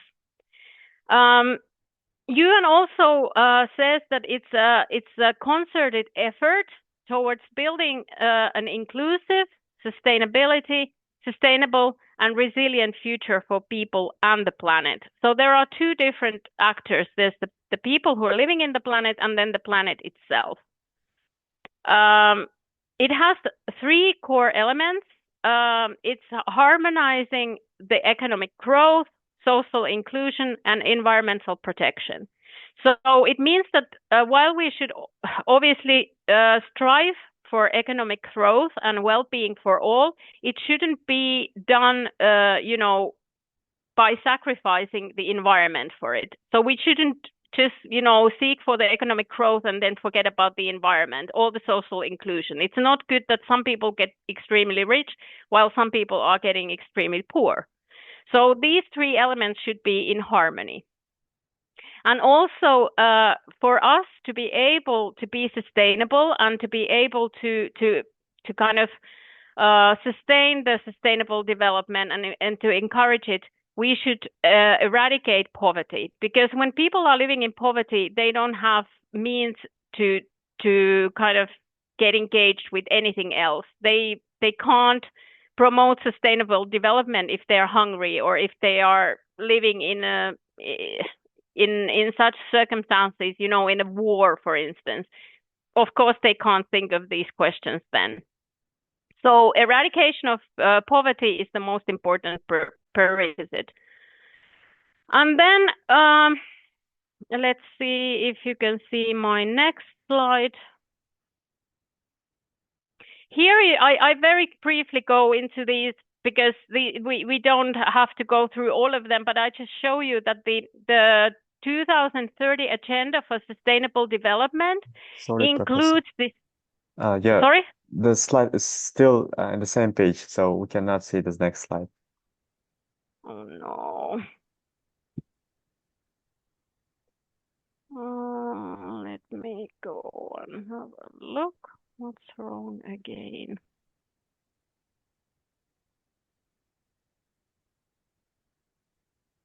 You see now? Just 1 second. Yes. UN Sustainable Development Agenda, right? Yes, Mhm. yes. Yes, thank you. So, like I said, I won't go through them all because there are 17 of these goals. And we only go through those ones that are kind of relevant to the lifelong learning here. But you can see that it's a very comprehensive agenda, and the deadline for this is set in 2030. And a great, an advancement has been made in many of these, and they all reflect the idea of sustainable development, integrating these three factors that I just mentioned: the economic growth, social well-being of people, and the environmental protection. They all kind of revolve around these three themes. Now we don't have time, I think, to go through the video, but when I sent this presentation to you, you can maybe have a look at the video yourself, where these sustainable development goals are explained in 10 minutes. This is very informative video because really it's a short one, but it gives you a pretty good idea what they are about, I mean, all of them, the 17, since we don't have time to go through them now. What is important from our perspective, since we're talking about lifelong learning, is these ones. Can you see them now? Can you see my screen? Yes. Yes. So lifelong learning initiative have a very close connection to these three sustainable development goals. First, quality education for all. Secondly, gender equality. And third, decent work and economic growth for all. So we are looking into these three now into more detail. Here you can see the Sustainable Development Goal number 4, which is the quality education for all. And as you can see, the aim here is that by 2030, everyone would have an equal access to affordable vocational training. By 2030, we should have eliminated gender and wealth disparities. Of course, this is something that is a very difficult thing to do, but we try to kind of achieve this, or at least get closer to this. And then the aim also strives to get universal access to higher education for people, so that more and more people on this planet could access higher education. What this goal then aims to do, what is the result if all goes well? Well, the education provides, of course, as we all know, a way out of poverty, because when you get educated, you can probably get a better job, and then you can provide for yourself and for your family, because you have a job and you get money for what you do, and then you can buy things for yourself.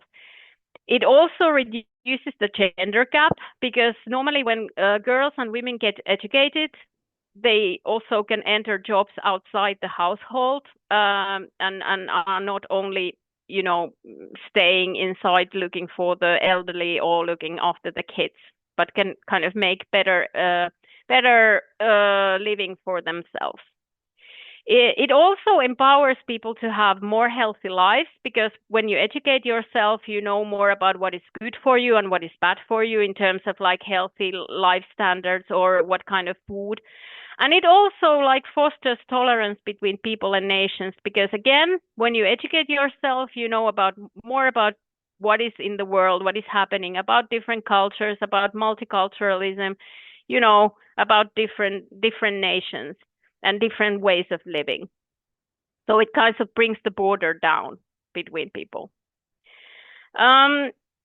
Well, what are the challenges then for this sustainable development goal? Well, first of all, of course, it's the economic constraints, because governments are lacking money. They need money for other things than these kind of promotional work. So this can be a problem for some of the governments, not all maybe, but at least some of them. And also the lack of ICT skills of people, because a lot of education and learning now happens online or through these kind of technical applications. And if you don't have the ICT skills or you don't have access to them, then you're kind of left out. And this is a big challenge especially in the developing world.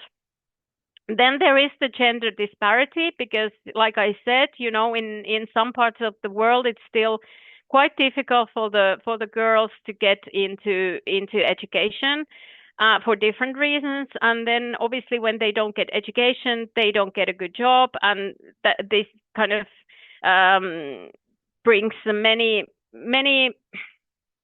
challenges to their lives in the later stage. They stay more ignorant, and maybe they don't get involved in society so much, don't know how to represent themselves or fight for their rights. All these kind of challenges are part of this sustainable development goal number 4. If we fast go through this, how can the lifelong learning then advance this goal? We looked at the challenges just now. Well, if we provide education for all, then it can help people of all ages and origins from wherever they come from at any stage of their lives to learn. So the learning opportunities are more and increased. And, it doesn't matter if you're a housewife or if you're a pensioner, if you're poor or rich, you still ideally have the same opportunity to learn. This is the idea of lifelong learning, because it's all encompassing, it goes through the whole life, and it's not formal. It recognizes all modalities of learning, which we talked about earlier today. So not only the formal education or the institutionalized education, but also this informal learning or non-formal learning, what you do when you interact with people, when you take courses, when you read, when you take, when you go to LinkedIn, when you see the YouTube videos or whatever it is. It recognizes all this. So it enhances the education.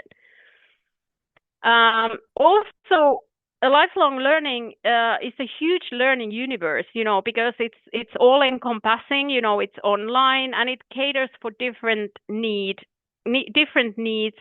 of different people. And this is a huge advantage, of course. And because it's people-centered and human rights-based, it promotes the equality of opportunity and makes education more widely accessible. Like I said, you can now turn on your phone or go online, and you can see a lot of materials there that are free of charge. You can study at any time at your own pace, wherever you are. Then moving on to gender equality, which is the Sustainable Development Goal number 5. Well, here, as it's understandable for all, we're talking about equality between men and women, and since women are 50% of the, yes, we are on the same page, right? So oh my God, we see that these 3 SDGs, isn't it? What about now? Just 1 second. Now it's visible. Oh, full screen even. Thank you. Okay, thank God. Mashallah. Yes. So since women are 50% of the world's population, they should all ideally form 50% of the potential. So that should be made use of. And by the lifelong learning, we can, improve women's access to education. Not necessarily the formal education, but at least informal and non-formal, like I just talked about. And once women get more educated, I mentioned this, they can make decisions regarding their own lives, reproductive health, their bodies, whether they want to have big families or not. This is just an example. And when they have access to education, they can enhance their own economic, social, and political involvement. Because, you know, education, it's like a tool. It gives you, it empowers people to make use of their own lives as they themselves see fit. So no one can come to you and say to you more that you should do this and that, because you're more you're more educated and you're more kind of informed about your choices and about options in life. So I think this is the main idea here. But there are also challenges, as we can see, and like in all these sustainable development goals, there are challenges that hinder them. Of course, here the main one is the legislative one and the traditional structures, the cultures in many parts of the world, because, you know, in some parts it's not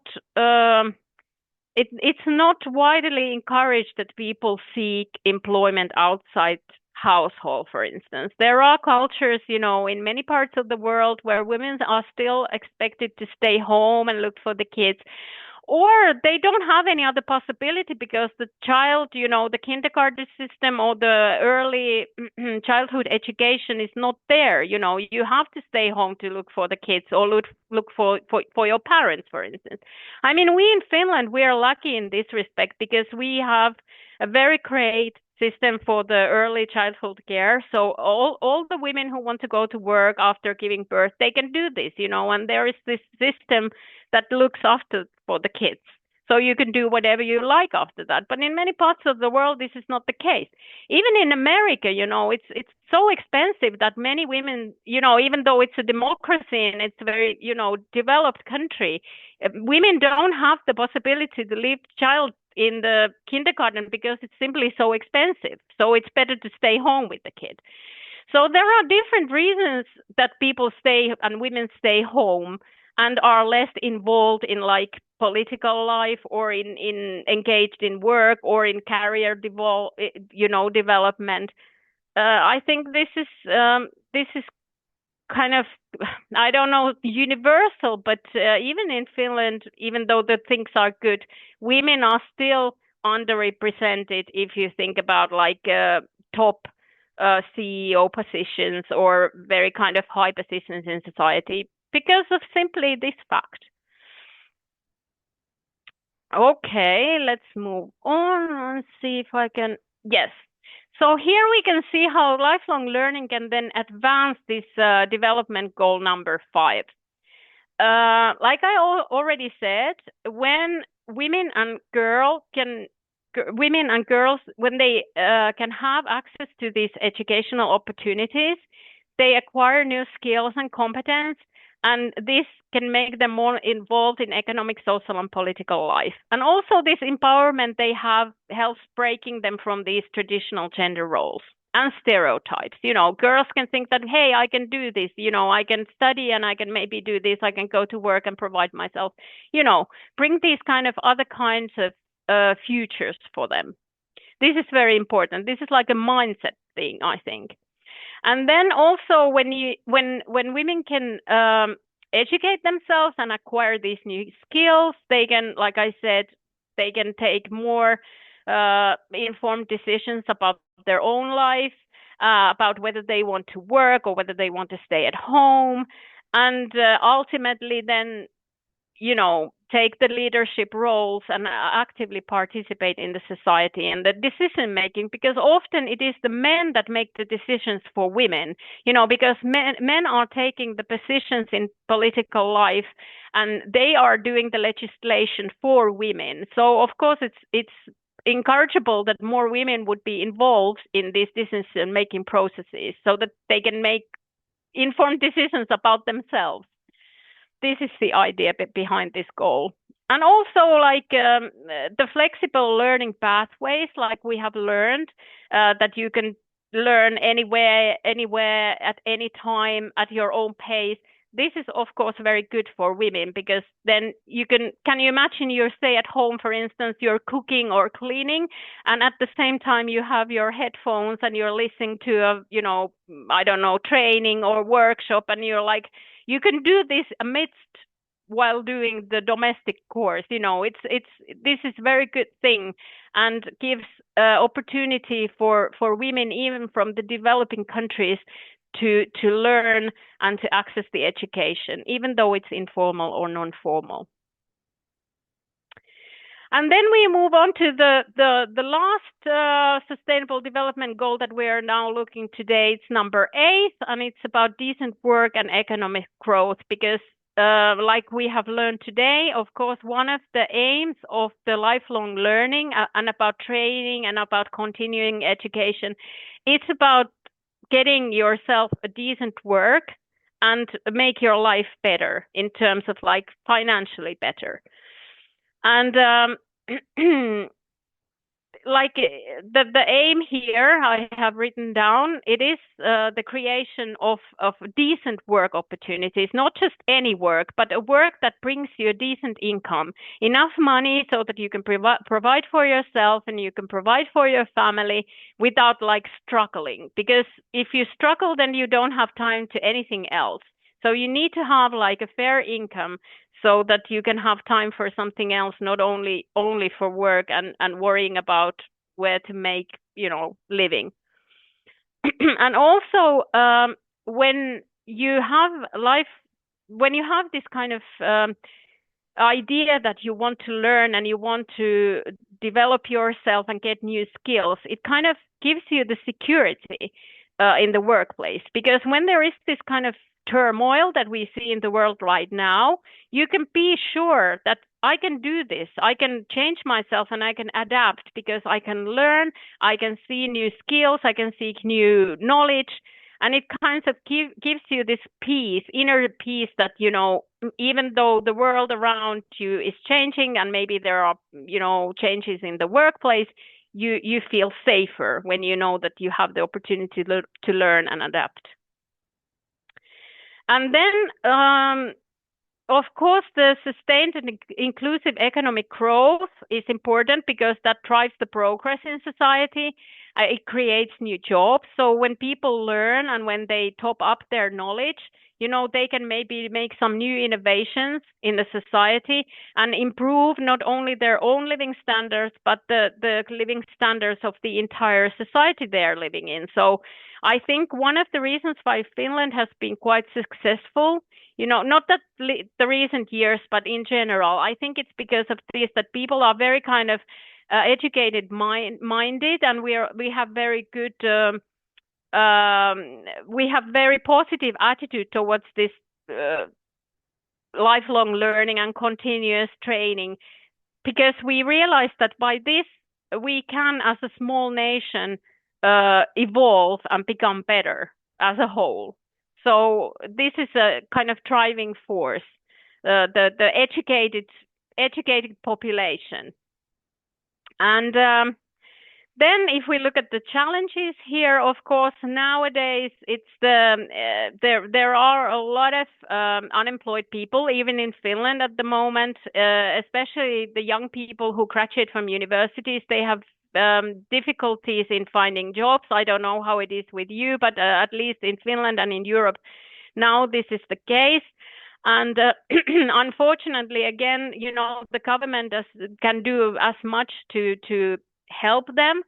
And I don't know, but we have now realized at our university that many graduates who now, you know, finish their degrees, they don't find jobs and they come back to university. Many people come back and they do this kind of short courses. They study maybe something else, or they study what they have studied, but to kind of learn more, they go deeper. So there is this growing demand for education and for learning and training because of this unemployment. So I think that it is from this perspective, it's also important that the universities and higher educations are ready to offer these free courses or very cheap courses for these kind of contingent who graduate but can't enter the working life immediately. And one more example, that we now in my university, we offer like a present, a graduating present or gift. that all the alumni can study 1 year for free, all the courses that we offer at university. And many people have now taken this opportunity because they couldn't find a job after graduation.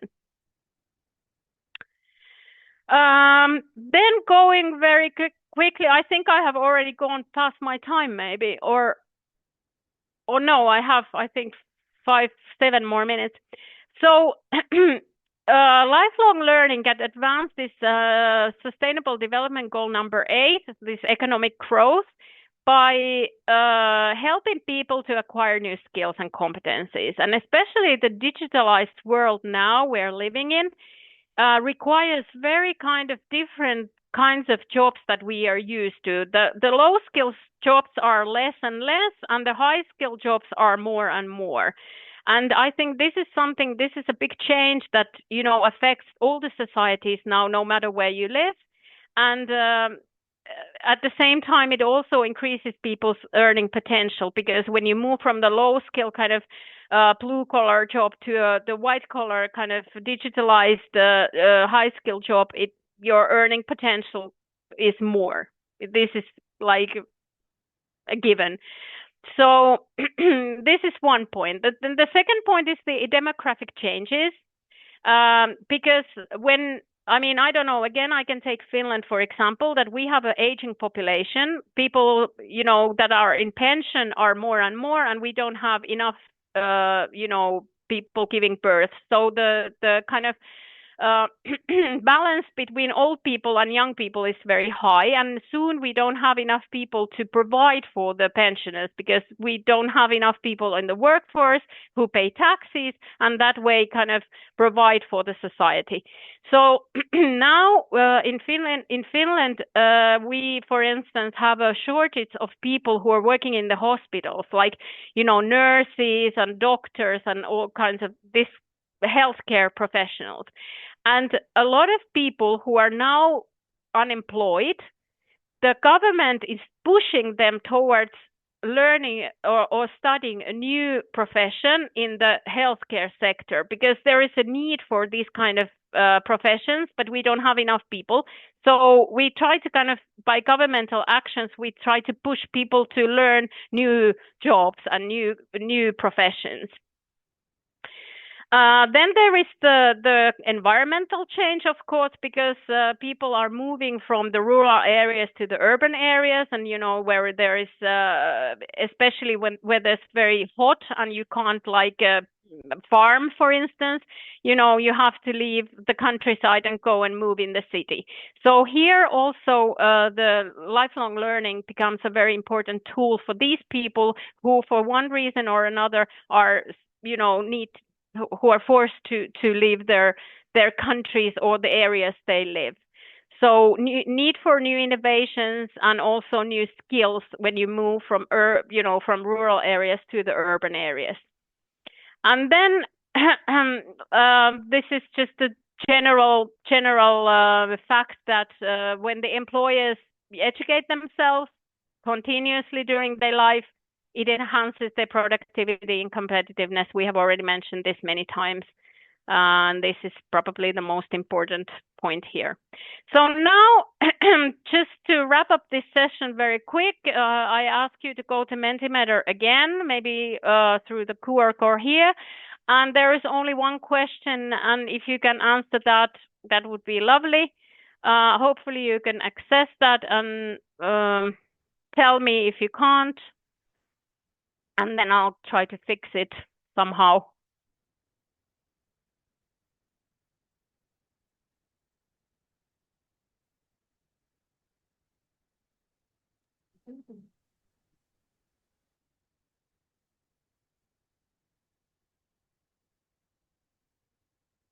I'll stop sharing now and try to take the Mentimeter again, maybe. See if I can. Yes. So my question here was, can you see my screen now? Yes, we can. Yes. How would you rate your knowledge about lifelong learning and UN Sustainable Development Goals?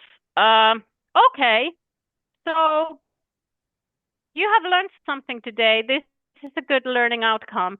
And like I said, we didn't have time to go through the video today. It's only 10 minutes. If you have time, you know, sometime today or tomorrow or whenever, you can watch that on your own. Unfortunately, we couldn't go through that today, but it's like in 10 minutes, it gives you a very good idea about all these 17 different goals and, you know, in a kind of very short introductory way.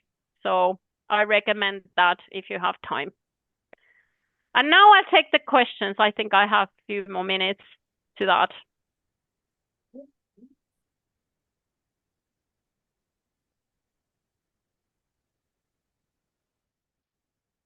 Okay, thank you. It was a very engaging presentation. We delved into sustainable development goals. We got to know a lot about the Agenda 2030. Uzbekistan has ratified 16 of them. The SDG reflects the idea of what must integrate economic growth, gender equality, quality of education for all. Yes, Professor Please, Smara. audience, if you have questions. Yes, I think that camera that you are putting in front of you, there is something hiding you. Yes, thank you. I'm audible? Am I audible? Yes, yes, you can. Okay, camera is not working. Maybe we should go back to the questions we had earlier. Just 1 second. I'm taking let's take a look about the question in our chat box. Let me see. We had 2 questions, I think, from the last session that were kind of related to this tema.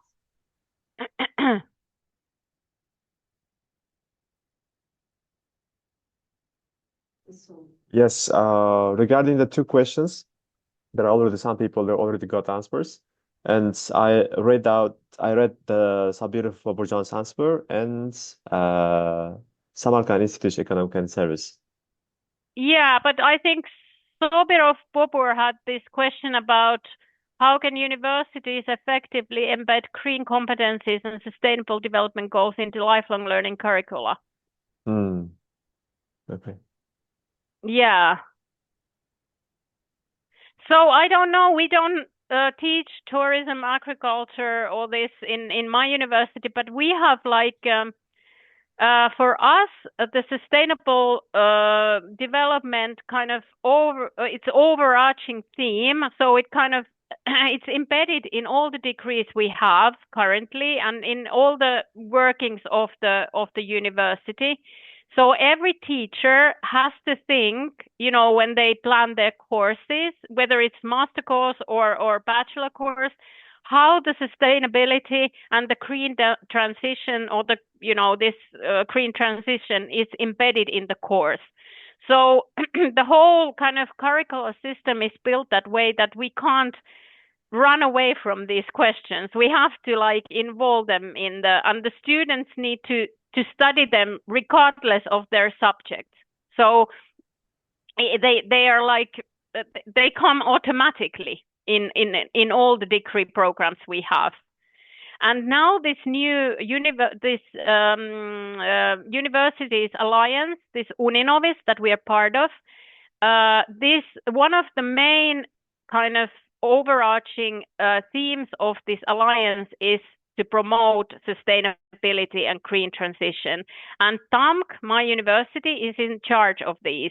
So we are running the whole transition process for the whole 7 universities in Europe. We are the kind of leader in this working package because we know so much about this and we are so kind of like pioneers in this compared to many European countries.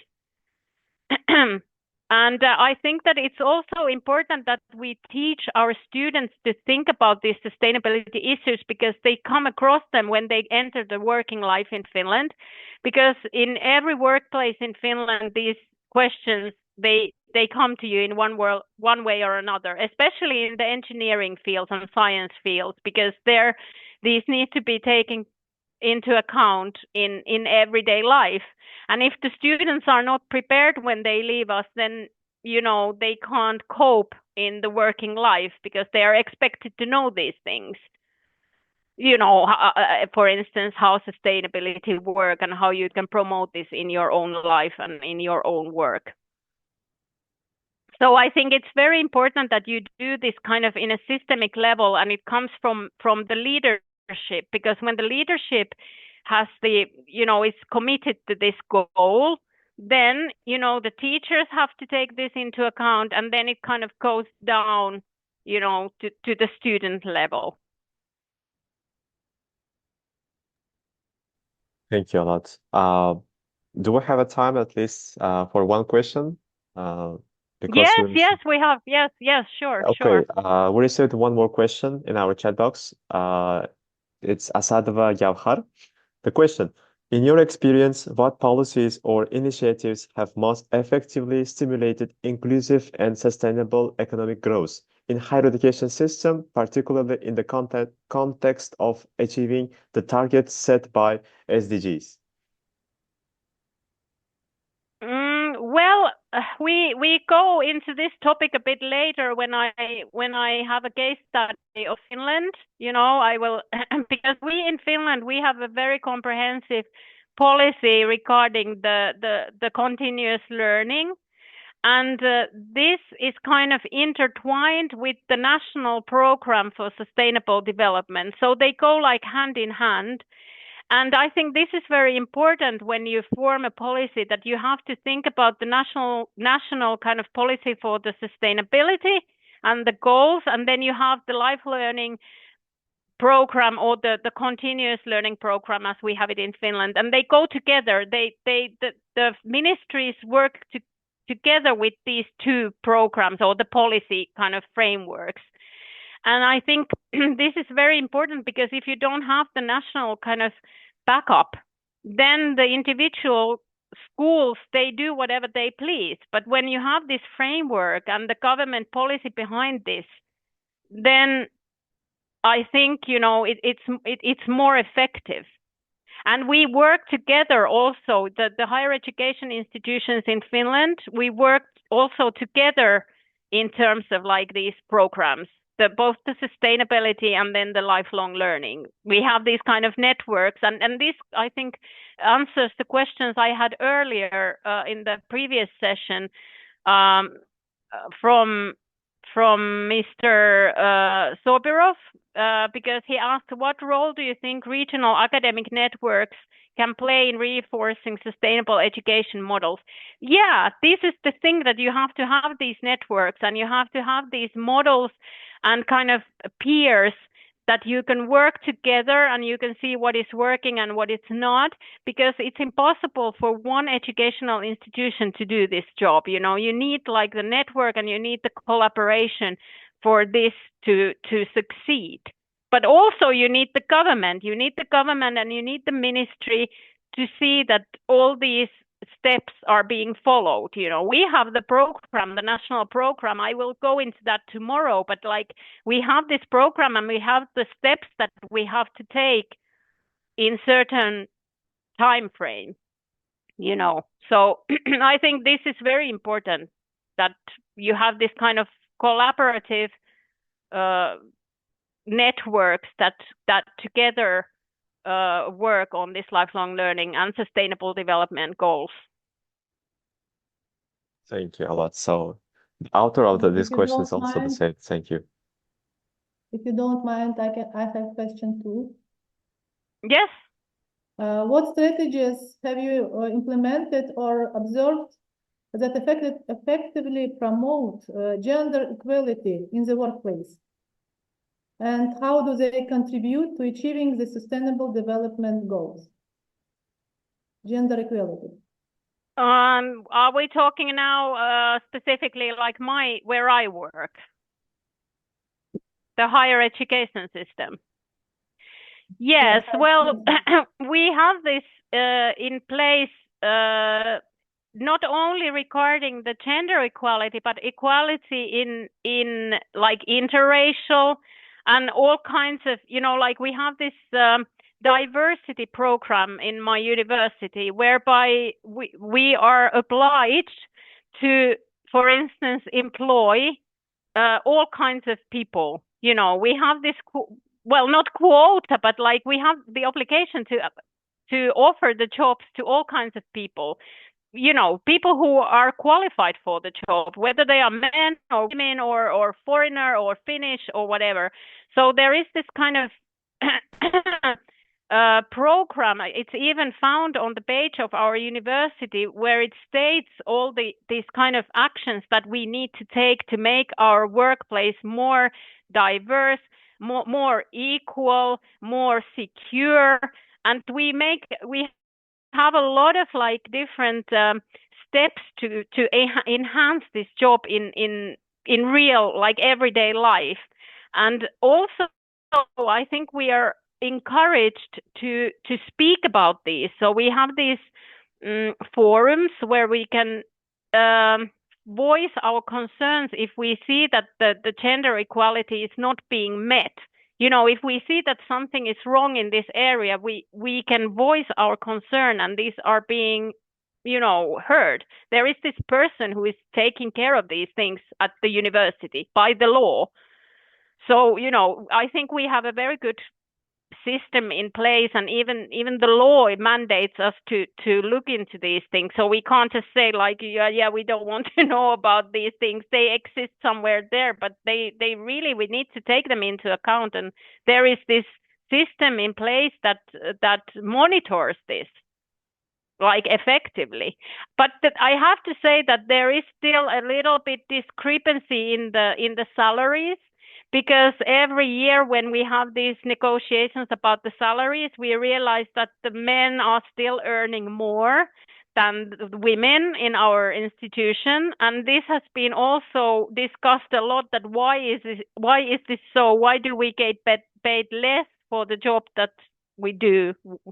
And even in Finland, even though we have very high gender equality and are considered very good in this, even we have still work to do. So it's not by any means perfect, this, you know, but at least women, they have their rights secured, as have other minorities or other underrepresented groups.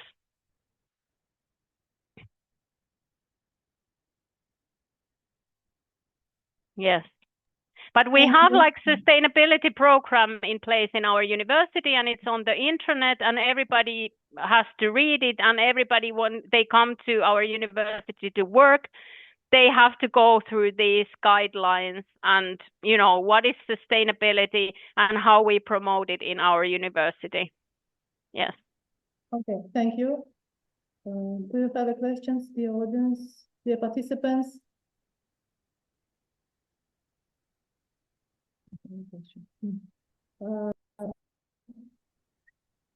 Thank you for your presentation. It was very engaging presentation. We delved into sustainable development goals, and we have to know a lot about agenda. And what we are a little bit out of time. What we will do, Professor Kirsi? According to agenda, we should have another participant, but you will continue with your last session. Oh, yes. I'm sorry, I got so carried away about this tema that I forgot that, yeah, we have the technical solutions, yeah, to go. Yes, let's move on then. What will you do? How much time do we have? According to agenda, we should give the floor our higher education reform expert, Ilhom Abdurahmanov.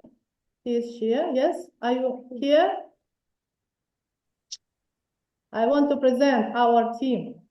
One of the members of our team, our higher education reform experts, Ilhom Abdurahmanov. Then I hear Asya Turiniyazova. Asya, şotta mısınız? شو تيتلا صار شكل Selam. Okay, Aziz Karimova, what we decide? Now it's up to you. You moderator, so you and expert, you should decide. You are not audible. Good afternoon, everyone. Can you hear me? Yes. Salam alaikum. Assalamu alaikum. So I think Professor Usmanova, you should give some break to Kirsi Popova.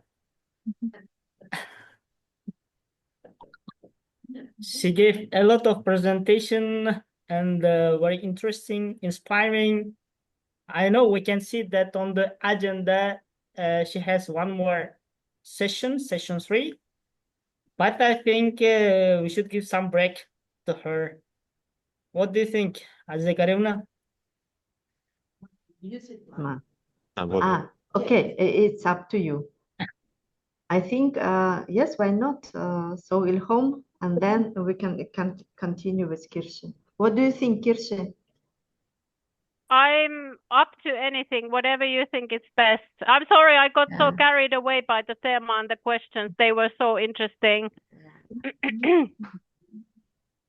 But I think it's also important that people, well, you know, if they want to ask, they can, you know, ask. Yes, I think this definitely. is the We are happy discussion. with any questions and discussions. Yes. Definitely.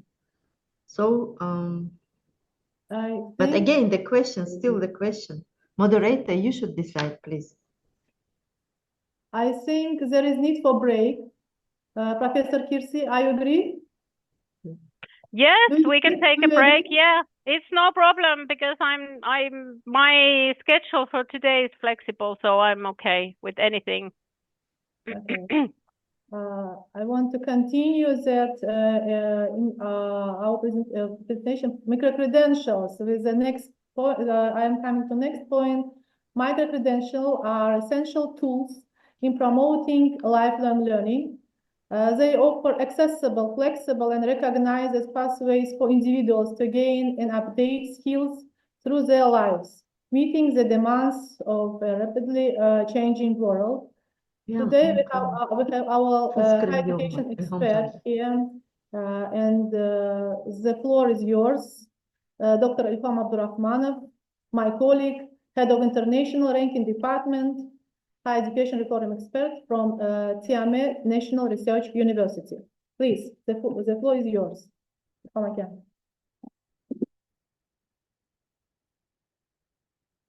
Yes, I am giving the access to you. Yes.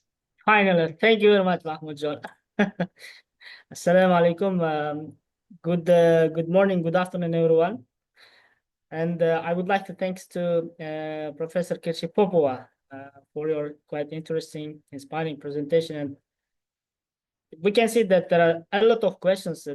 Why? Because it is interesting. Yeah, your presentation are quite good. And not only this time, but last year when we participated in one of events organized by Sphere in Tampere University of Applied Sciences, which I personally participated there together with Asiya Tureniazova and Habibullah Nasirov, and we got a lot, you know, there. And you know, during this event in Tampere University of Applied Sciences, I found the most interesting and understandable, inspiring presentation. I found your presentation. You know, when I came back to Tashkent to our university, I talked a lot about your experience on how to engage with the alumni of your university. You know, there are a lot to learn from you, from your university.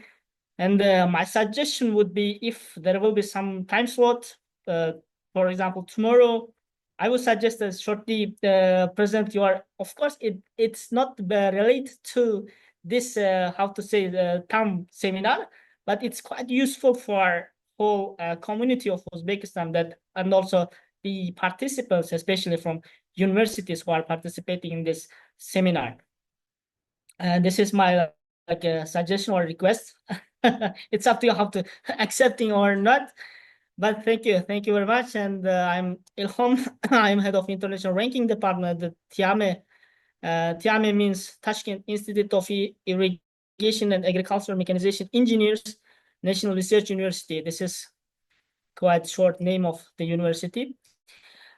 Well, I prepared about presentation for about 1 hour, but I realized that I have only 15 minutes, and I decreased the slides, and I have some short presentation for today's session, which is on the role of micro credentials in education and for LLA, lifelong learning. Okay, well, I hope my presentation, my slide is visible to everyone.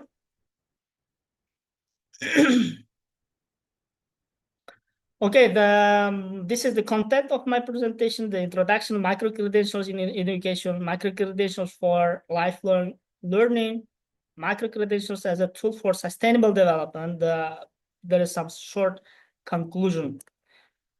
Okay, this is the photo, what I wanted to start with, that last year we participated. As I mentioned, that here is our speaker, distinguished speaker, Professor Kirsi Popova, which is who is next to me standing.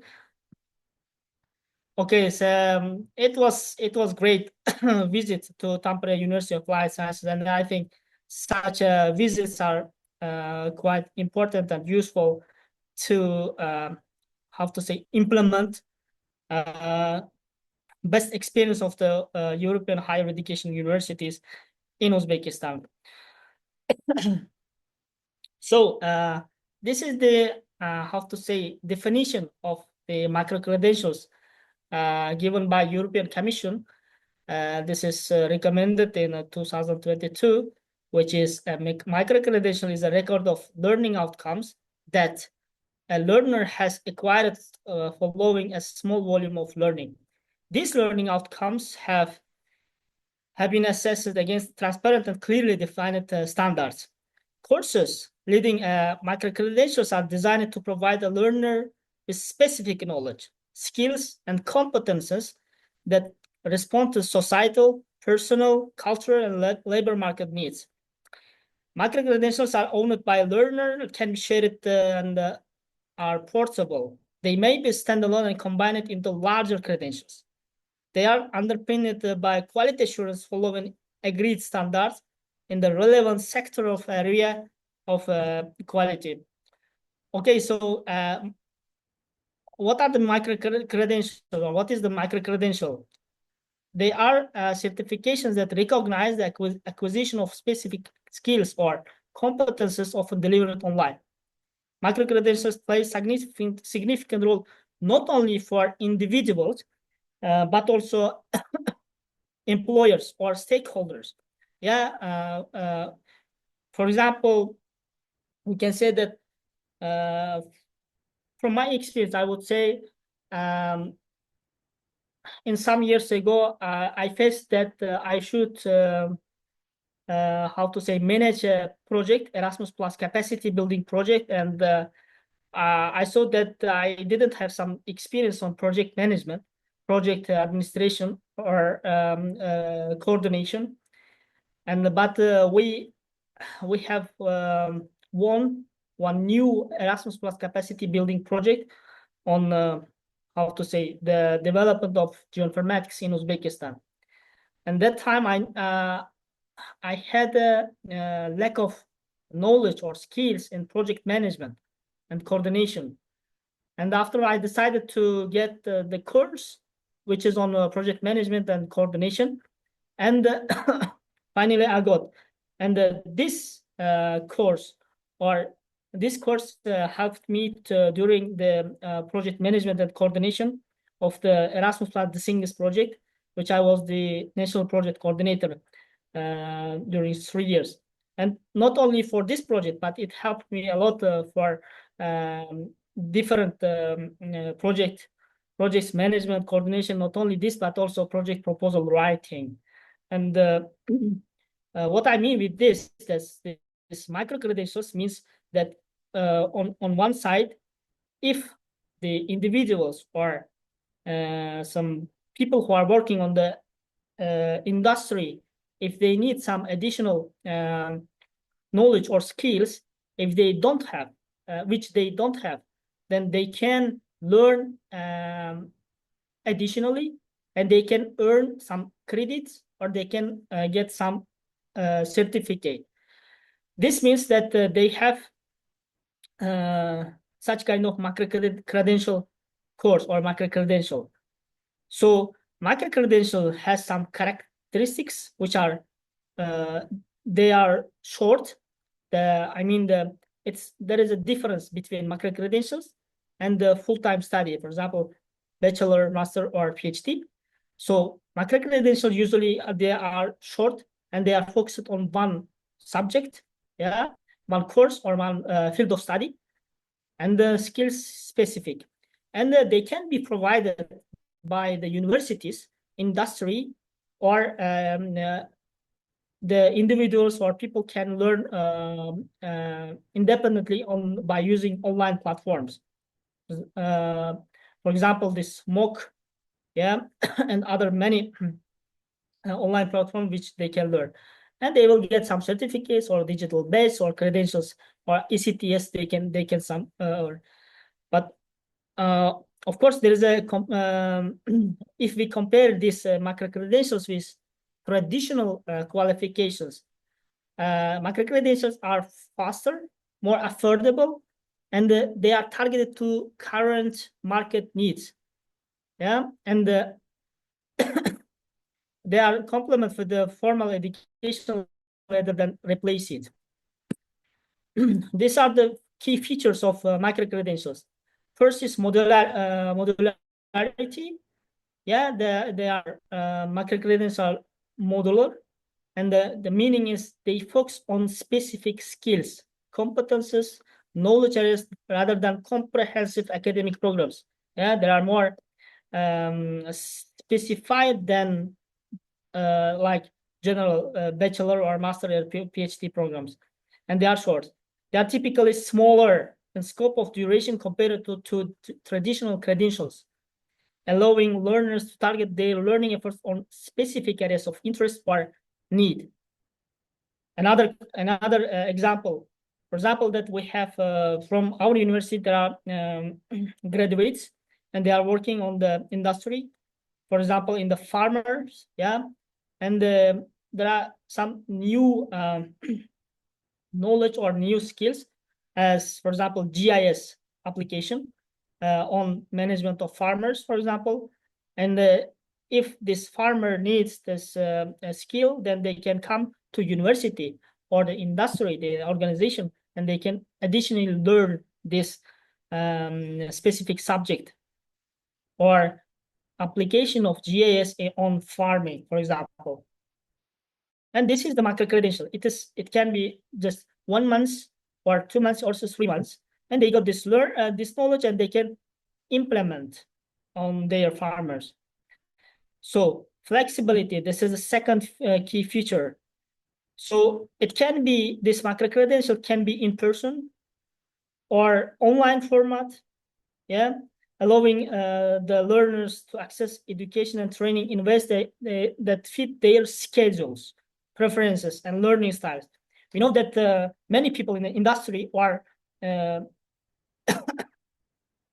stakeholders that they work 5 days in a week. And if they need some additional knowledge skills, they prefer to learn this knowledge on weekends, because of their time, or in the evening time. So according to their time availability, these courses can be provided to them online or at that time, which are fitting well to their schedules. So micro-credentials may also offer self-paced or on-demand learning options, enabling learners to progress at their own pace. Another key feature is stackability. Many micro-credentials are designed to be stackable, meaning that they can be combined or aggregated into larger credentials, such as certificates, diplomas, or degrees. Learners can earn multiple micro-credentials over time and accumulate credits or credentials that contribute their overall qualifications and career advancement. And the next one is competency-based assessment. Micro-credentials often utilize competency-based assessment methods to evaluate learners' mastery of specific skills or competences. Assessment tasks may include project-based assessments, performance evaluations, simulations, or portfolios of work that demonstrate learners' abilities to apply knowledge and skills in real-world context. And of course, industry relevance. We know that, and this is also important, this linkage between education and industry is quite important, that they work together. That which also I should mention that we learned a lot on this topic when we were participating in the seminar in Tampere University of Applied Sciences. We could see there that there is a very good high linkage between industry and university. So they learn from each other, they work together, and they help each other. So if industry needs some skills, competences from the staff, and the staff should learn, then according to industry needs, the staff can participate in one of the courses, which is the macro credential, and they can get these skills and competences. And of course, the credential transparency. Macro credentials typically use digital badges, certificates, or credentials that are easily shareable and verifiable, providing transparent evidence of learners' achievements and competences. Digital credentials allow learners to showcase their skills to employers, peers, educational institutions through online platform, social networks, or professional profile. Yeah, the Professor Kirsi, you mentioned about these MOOC courses, yeah, a lot. And many of us already know about MOOC courses, and there are several courses available in the MOOC platforms, which are a lot. And not only this, for example, in our Erasmus Distinguished project, we also created that courses like MOOC on the Moodle platform of TIIAME, which is available not only for PhD students of Uzbekistan or the professors, teachers, but also it's open for the people who are working in the industry. This is open. Okay, so if they need some courses, some skills as a micro credential, they can learn from this open platform.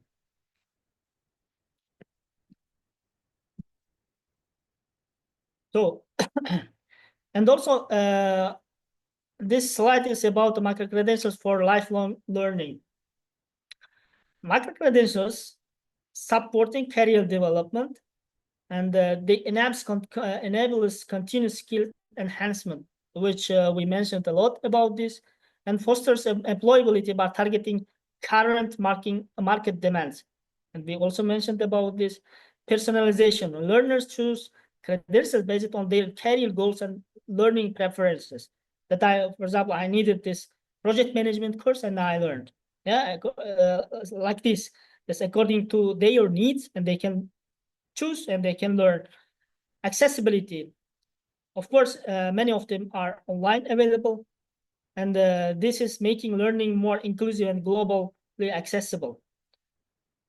So not only in Uzbekistan, but also I can find another courses which are needed for me, for my work, for my self learning.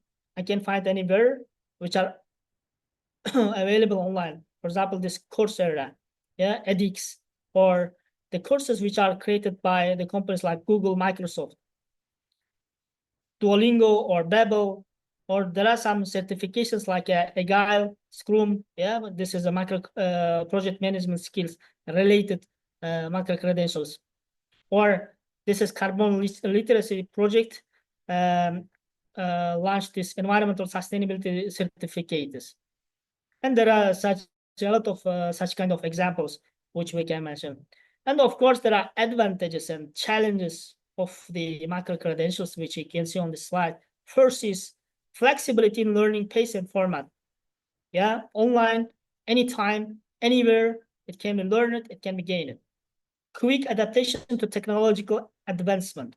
Yeah, they can learn this by using AI or this online, and promotes lifelong learning through modular and stackable courses. There are several modules which are accessible, available for the learners. And what about challenges? Lack of standardization and universal recognition. It depends on the how to say employers, how they accept this macro credential. It depends. And of course, there are potential issues with quality assurance and accreditation of these macro credentials. Integrating macro credentials into traditional degree programs. I would say that this is implementing macro credentials in Uzbekistan is also year by year it's developing, which we could see on Europe. It's more developed, and we are still using their experience implementing in Uzbekistan and during with at our universities as well. So I think this slide is quite short, I can say, but about this lifelong learning with sustainable development relation.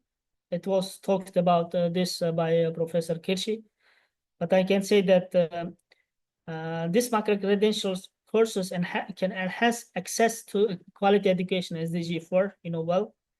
And of course, this macro credentials, such courses supporting decent work and economic growth through skill development, promoting inclusive and equitable lifelong learning opportunities. For example, this green technology macro credentials, yes, for sustainable practices in agriculture, digital literacy badges promoting inclusion in digital economies. And as an institutional impact, we can say that in integrating macro credential in the university curricula to align with the SDG initiatives. At the universities, it's quite important to linkage the study process with SDG initiatives is quite important. This SDG initiatives, the 17, they are covered on all activities of the not only the whole life, but also at the universities.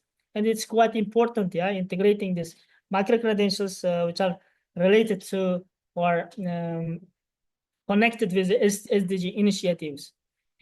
And most of you know well that these international ranking agencies are also, they have some criteria which they assess the activities of the universities or results which are related to SDG initiatives. So in this case, we can say that integrating such kind of macro credentials to university curriculum is quite important, but it's not so easy. As a summary, we can say that the macro credentials are essential for modern education and lifelong learning. They support the global agenda for sustainable development by fostering skill acquisition and employability. And we can call that embrace macro credential as a means to promote lifelong learning and sustainable development. Engage in partnership to enhance recognition and quality assurance. That was all from my side that I wanted to present. If you have any questions, I will try to answer it. Thank you very much. Thank you so much, Dr. Ilhom Abdurahmanov, for your very engaging, very insightful presentation. Now, Professor Kirsi, what do you think? We should continue. We will continue, or we will continue tomorrow. It's up to you. Yeah, I was thinking that maybe we could take these technical solutions tomorrow on session 5. and use some of the time for that, and then the challenges and barriers for like half and half, because they are kind of intertwined in a sense that if you don't have access to these ICT tools and applications, then it kind of poses a barrier for your learning also, and if you don't have the skills to use them. Because most of the life learning programs are now online, they're digital. Like, this is the idea behind them. And they're, if you don't know how to use the digital tools or don't have access to them, or internet or mobile networks, then you can't take the advantage of them. I don't know what you think. I mean, I'm up to anything. I mean, whatever you think it's best, we do that. We will digest this information until tomorrow. Yes, but I have to comment on Ilhom that it was very interesting to hear about this. Do you have the open badges or any micro credentials that you have kind of institutionalized at your university? Now we see there is some links you provided into the chat. Yes, I did, because this was like I was asked about this sustainability and how we promote this social responsibility and equality at our university, and we have this program that is published every year, and I enclosed here a link about the last year's annual review, what we did on this, and it also explains that we have, like I said, a very clear framework from the Ministry of Education and then from our university's leadership, how we should promote these goals, who is the working group, what can we do to kind of enhance this throughout the teachers, the staff and the students.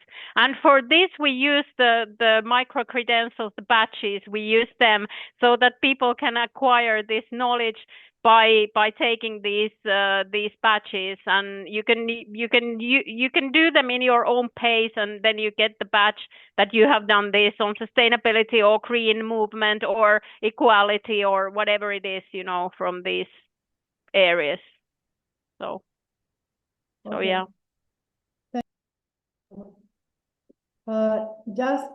Also, we have a question from my auditor, from girls sitting here.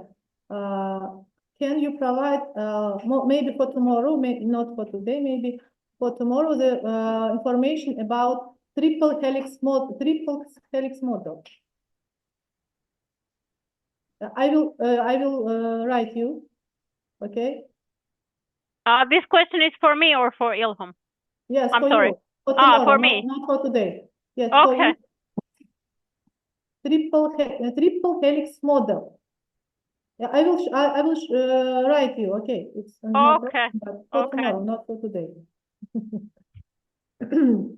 We will digest today all information that you provided for us. And now time for question from our participants. Please, if you have a question, feel free to write into the chat or raise your hand. Use raise hand feature. You are welcome.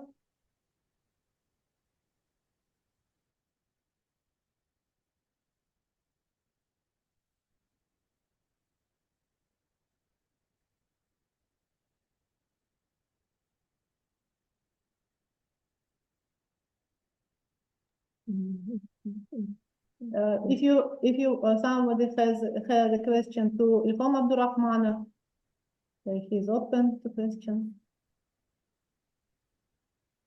Mahmoudjon. Yes, unfortunately, we don't have any question because this session was really informative, and thank you a lot for today's speakers, Professors Popova and Professor Ilhom Abdurahmanov. Really glad to get to know about the new field. This is also a very interesting topic for all participants for this Zoom.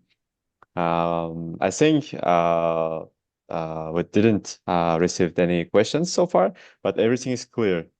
Thank you for a lot. Thank you, dear Professor Kirsi. I think we should complete for today. Yes? Yes, we Да, may. можно. Можно, Yes, да? Можно. yes. Уже устали. Не устала я, просто это такая тема, что можно бесконечно об этом говорить, конечно, потому что мы в Финляндии очень продвинутые в этой сфере, и у нас много всего, о чем можно говорить. Вот. Завтра мы продолжим, знаете, во время in Tashkent time at 1 p.m. and your time it would be 11, да? Правильно? Да, правильно. В 11. В 11. Тогда завтра встречаемся и продолжаем. Да. Спасибо вам большое за очень интересный. Вы видите, сколько было вопросов. Наша аудитория очень заинтересовалась, сидела до конца. Те, кто хотел у вас взять информацию, сидели до конца и слушали. И я здесь вижу много профессоров, докторов наук, которые who are really engaged, и кто на самом деле заинтересовался вашими презентациями. Они уже мне пишут в чат, пишут в Telegram, чтобы я скинула им все презентации. Да, конечно, потому что много всего тоже я не успела из-за технических проблем, и я, конечно, извиняюсь, что было столько всего и не смогла. Я не знаю, иногда в Zoom у нас бывают такие проблемы, что именно вот этот presentation mode почему-то не работает. Это не только сейчас, а это часто бывает на самом деле. Я не знаю, можно было, наверное, пораньше попробовать, но не факт, что когда идет уже, то работает. Но я, конечно, извиняюсь за это. И не за удобство. Это technical issues присутствует всегда в Zoom. Конечно, было бы очень хорошо, если бы были офлайн. Мы всегда рады. Самарканд очень гостеприимный город. Наши HERE, High Education Reform Experts, знают об этом. Могут подтвердить. Ilhom Abdurahmanov? В следующий раз, я думаю, мы организуем, чтобы это было офлайн, что ваш experience, ваши интерактивные кейс-стади работали в офлайне. Да.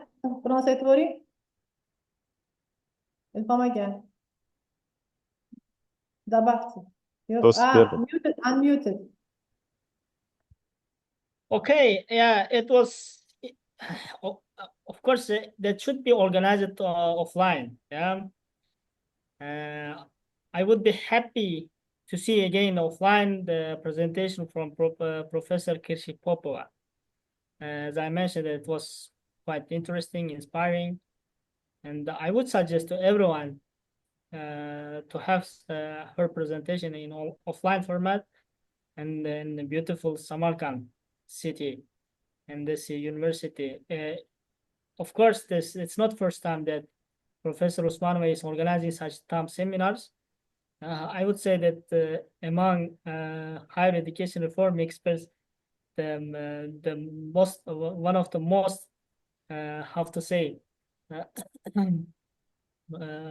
most organized TAMs are provided or organized or by Professor Usmanova. This time is online. I can see that in this seminar, not only from Uzbekistan, but also from Tajikistan, Kyrgyzstan. Thank you so much. I can see for joining us today. Tajikistan, Kyrgyzstan, they are participating. Yes, and because of the topic was selected well, and the most important is the expert is well selected. Yeah, I was happy to hear that Professor Kirsi Popova, you are providing this seminar, and you are giving a lot. Thank you very much. Hopefully, next time it's on my own personal plan as well. Maybe other professors also have some plans to invite you for offline providing seminar. Hopefully it will happen in the next TAM seminars. Thank you very much. Thank you so much for your kind words and for inviting me to give this presentation. And I would love to come, of course, you know, in person. It would be lovely. So yes, let's try and organize that in the near future. We would like to say thank you all our participants from Kyrgyzstan, from Tajikistan, from Andijan state. We're very grateful to Platform Aka, our higher education expert also. Tatu Urgenç filial. Hamalaringizga katta rahmat bugungi sessiyalarda qatnashganlaringiz uchun. Thank you so much, our professor. See you tomorrow. We will continue tomorrow. Thank you, and have a nice evening. In our region, we have everyone. Thank you. Thank you. See you tomorrow. See you tomorrow. Thank you. Thank you, everyone. Спасибо большое. До завтра. До завтра. До завтра.